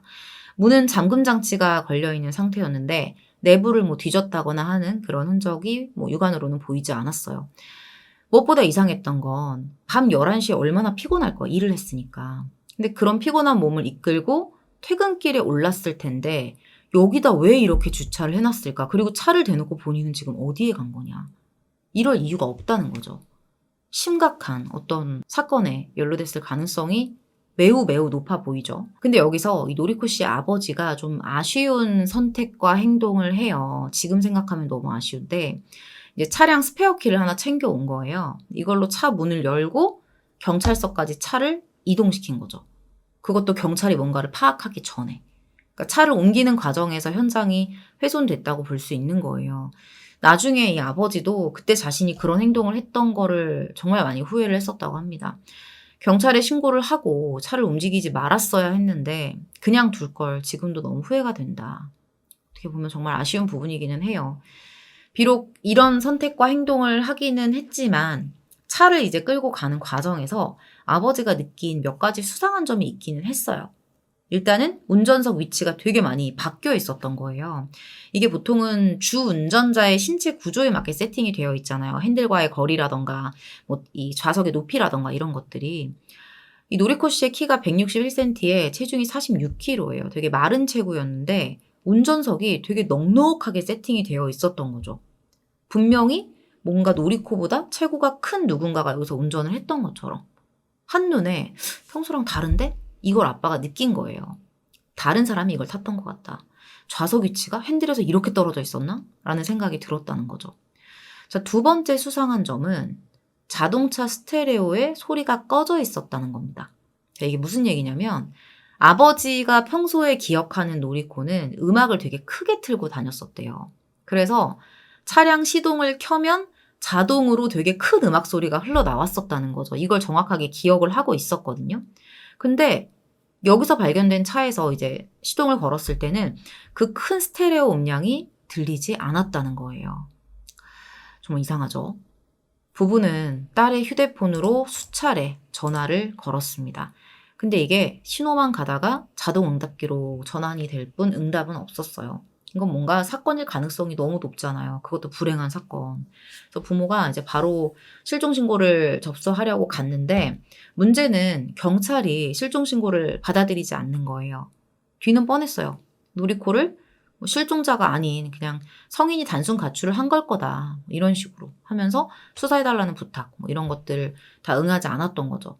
결국에는 이제 아버지가 참다 못해서 부서장까지 찾아가서 면회를 요청했는데 부모의 마음은 얼마나 걱정이 되고 속이 타들어가겠어요. 근데 이 부서장까지 이 아버지를 보면서 웃으면서 막 달랩니다. 별일 아닐 겁니다. 그러니까 집에 가서 기다려 보세요. 뭐 이런 식이었죠. 도대체 무슨 자신감으로 이런 말을 할 수 있는 건지 본인들이 본 것도 아닌데 나중에 그 책임을 어떻게 지려고. 그렇게 초기 대응이 생명인 실종 사건에서 경찰은 부실 수사도 아니에요. 그냥 초동 대응을 하지 않습니다. 그리고 예상대로 이 지점부터 사건이 완전 뒤틀려요. 실종 한 달이 지난 뒤에야 경찰이 본격적으로 수사를 시작하게 된 거죠. 비공개로 진행이 됐는데 이게 한 달이 지나서 수사가 된 이유는 이제 알려져 있지 않았어요. 한 일본 언론의 추측대로 한 달 동안이나 금방 돌아올 줄 알았는데 한 달 동안이나 행방이 묘연해지니 그제야 심각성을 인지한 것이다. 이럴 수도 있겠죠. 경찰은 뒤늦게 노리코 씨의 차량을 감식하고 주변 탐문에 나섭니다. 그리고 여기서 몇 가지 사실들이 밝혀져요. 이미 차 안에 그대로 존재하고 있었던 사실이에요. 이걸 그냥 경찰이 방치하고 찾지 않았던 거죠. 먼저 이 노리코 씨가 항상 가지고 다니던 숄더백이 있었는데 이게 흔적도 없이 사라집니다. 평소에 이 가방에 뭐 지갑이며 수첩이며 휴대폰 이런 것들을 늘 챙겨서 가지고 다녔었는데 마지막까지 그 가방과 내용물이 하나도 발견되지 않아요. 이상하죠. 두 번째는 이 차량 내부에 담배꽁초가 있었거든요. 이거는 지금까지도 뭐 DNA 검사를 한 건지 뭔지 지금 어떻게 밝혀져 있지가 않는데 일단 노리코 씨는 담배를 안 펴요. 근데 차량에 담배꽁초가 있었다.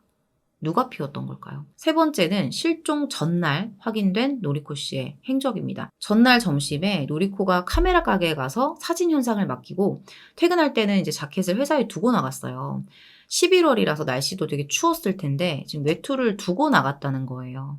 지금처럼 뭐 CCTV나 블랙박스가 많이 보급되어 있는 때라고 해도 경찰이 늦장 대응을 하면 사건 해결을 할 수 있을지 없을지 미지수인데 90년대 일본은 그런 영상 자료가 잘 남을 수 있는 상황도 아니었거든요. 그 와중에 경찰은 수사할 생각도 없고 거기에 목격자까지 하나도 안 나오거든요. 도무지 이건 사건이 해결될 기미가 보이질 않았습니다. 그래서 수사팀이 노리코 씨의 휴대폰 통신 기록을 조회해서 좀 실마리를 잡아보려고 해요. 그리고 여기서 어떤 수상한 기록을 하나 발견하게 됩니다. 실종 당일이 11월 24일이잖아요. 이날 오후부터 저녁까지 노리코 씨가 유독 어떤 한 사람과 한 번호하고 수차례 통화를 했던 기록이 남아 있는 거예요. 조사를 해봤더니 이 상대방이 30대 남성 A였습니다. 이 사람이 노리코 씨 실종 7개월 전에 이제 취재를 하는 과정에서 알게 된 남성이었대요. 당시에 노리코 씨가 이제 지역 축제 홍보를 위한 어떤 취재를 하고 있어서 지역에서 좀 발이 넓은 사람을 찾고 있었는데 한 시청 관계자가 이 A라는 남성하고 연결을 해줬었던 거죠. A가 그 지역에서 열대어 판매점을 운영하면서 동시에 또 현지 청년 회의소 부회장을 맡고 있는 사람이었습니다. 누군가와 뭔가 통화를 했다라는 거? 그것만 가지고는 절대 의심할 수 없겠죠. 통화할 수도 있으니까. 근데 일적인 관계로 7개월 전에 알게 된 사람과 갑자기 하필 그날 수차례 통화를 하고 또 그 이후에 실종이 됐다면 이거는 그냥 넘길 수 있는 게 아니잖아요. 그래서 경찰이 A에게 전화를 겁니다. A에게 전화를 걸었던 경찰이 노리코 씨의 실종에 대해서 물어요. 근데 A가 이렇게 얘기를 해요. 그녀를 잘 알고 있다. 근데 최근에는 전화 통화를 한 적도 없고 만나지도 않았다. 라고 주장을 합니다. 거짓말이잖아요. 뭔가 떳떳하지 못한 상황이 아니라면 통화를 했다는 것 자체를 지금 경찰한테 말한다고 해서 문제될 게 없거든요.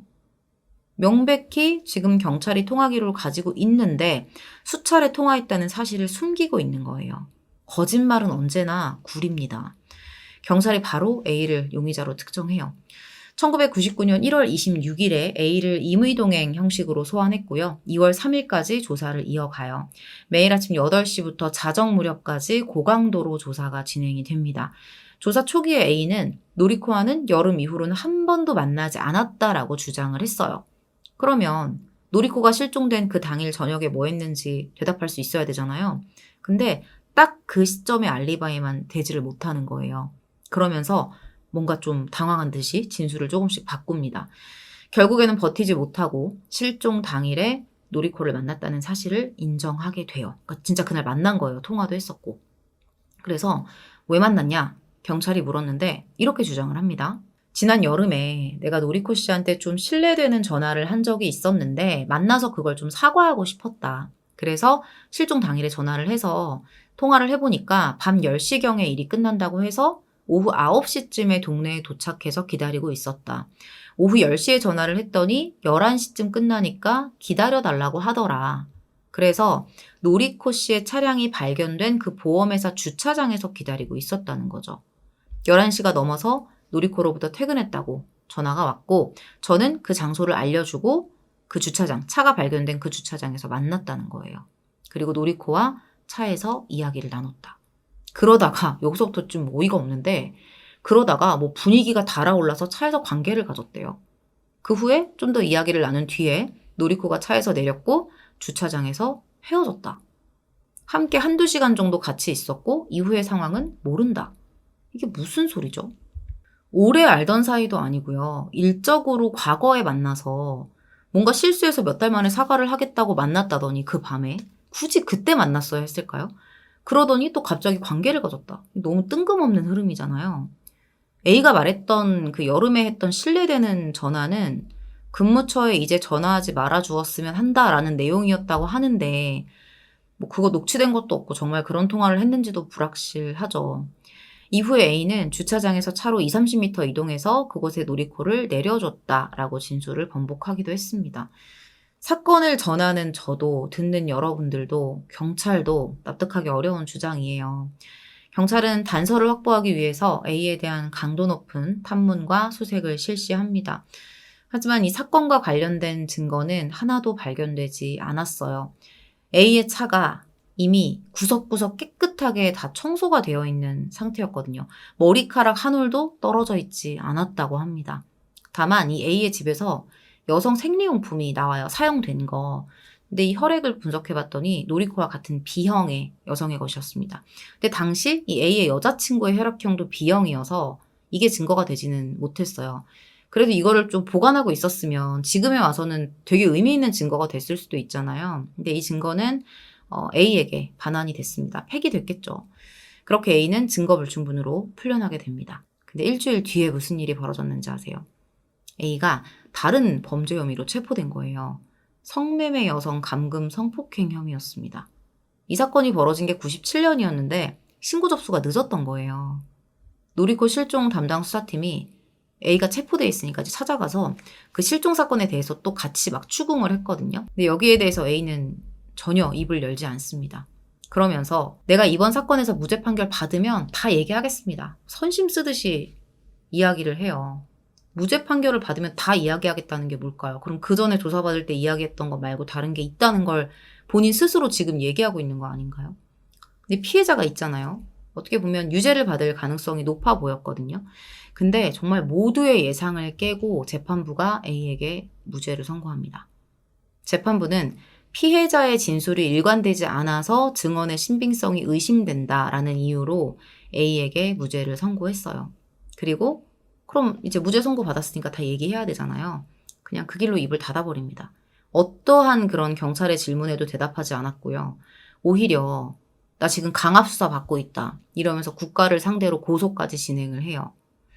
정황상 A가 노리코 씨의 실종에 연관돼 있을 가능성이 매우 높아 보이지만 결과적으로 경찰이 발견한 증거는 없거든요. 어떤 증거도 발견하지 못하면서 사건은 그렇게 미궁 속에 빠집니다. 이후에 경찰 인원 31,900여 명이 투입되고 88건의 제보가 들어왔는데 유력한 단서는 없었어요. 노리코 씨 실종에 대한 여러 추측들이 제기됐었는데 그중에 가장 강력하게 제기된 가능성이 매춘섬에 팔려갔다는 추측이에요. 이 노리코 씨가 살고 있던 미에현에 와타카노시마라는 되게 유명한 매춘섬이 있거든요. 오래전부터 버젓이 그냥 성매매가 이루어지고 있는 곳이라서 여자만 사는 섬으로 불리기도 한다고 합니다. 사건 이전에도 인터넷에 이 섬에 대해서 막 떠도는 소문들이 있었어요. 성매매 업소가 경찰과 유착해서 운영이 되고 있다. 섬 곳곳에 매춘 알선소가 있다. 이것 때문에 경찰이나 보도 관계자에 대한 경계심이 매우 강하다. 섬 전체에 정보망이 붙어있는 것은 물론이고 사진을 찍는 것도 허용되지 않는다. 이런 소문들이었습니다. 섬에서 지금 매춘업이 이루어지고 있는 거는 사실이잖아요. 아예 틀린 소문도 아니었습니다. 그런 소문들이 도는 시기에 인근에서 여성 실종 사건이 터졌다고 하니까 이제 이걸 의심하는 분위기가 생겨났던 거죠. 사람들은 노리코 씨가 기자니까 뭔가 매춘업을 취재하기 위해서 이 섬에 들어갔다가 납치되어서 몸을 팔고 있는 건 아닌가 의심을 했습니다. 근데 11시에 퇴근길에 여기에 취재를 하러 들어가지는 않았을 거 아니에요. 부모님한테 말도 없이. 그러니까 이것도 어디까지나 증거 없는 추론이라는 거죠. 상사에게 보고를 했던 것도 아니고요. 물론 낮은 가능성이라도 배제할 수는 없겠지만 단서가 없어요. 단서가 일단은. 일본에서 실종 사건 발생할 때마다 제기되는 거 있죠. 북한 납치설. 이 사건에도 있었습니다. 경찰도 납북 가능성이 있다고 보고 이 납북된 일본인 실종자 리스트에 노리코 씨를 올려두긴 했었어요. 근데 어떤 근거나 정보가 있어서 올린 건 아니었어요. 제보가 들어왔다거나 이런 건 아니었고요. 일단은 뭐 모든 가능성을 열어둬야 하니까 가족들도 그걸 원하고 그렇게 좀 진행을 했었습니다. 26년의 시간이 흘렀지만 부모님은 여전히 전단을 돌리면서 제보를 호소하고 있습니다. 어머니는 여전히 딸의 생일이 돌아오면 케이크와 도시락을 준비하고요. 바다 건너에서라도 딸이 살아있길 바라는 마음에 바다에 케이크를 흘려보내기도 했다고 해요. 딸이 어디에 있는지조차 몰라서 바다는 연결되어 있으니 언젠가 노리코에게 도달하지 않을까라는 그런 마음이었습니다. 그러면서 만약에 딸이 범죄에 희생된 거라면 범인이 지금까지 멀쩡히 살아가고 있다는 사실을 견딜 수 없다면서 눈물을 흘리기도 했어요. 그리고 여전히 실종 당일 마지막으로 딸을 만났던 A에 대한 의심을 거두지 않고 있습니다. 자녀를 잃은 심정을 누가 이해할 수 있을까요? 사망했다는 사실을 확인하는 것도 크나큰 고통이지만 그 생사조차 확인하지 못해서 체념, 정리, 포기, 기대, 실망, 그 어떤 감정도 충분히 느끼지 못한 상태로 붕 떠있는 그런 불안한 인생을 살고 있는 실종자의 가족들, 그들의 심정도 정말 참담할 겁니다.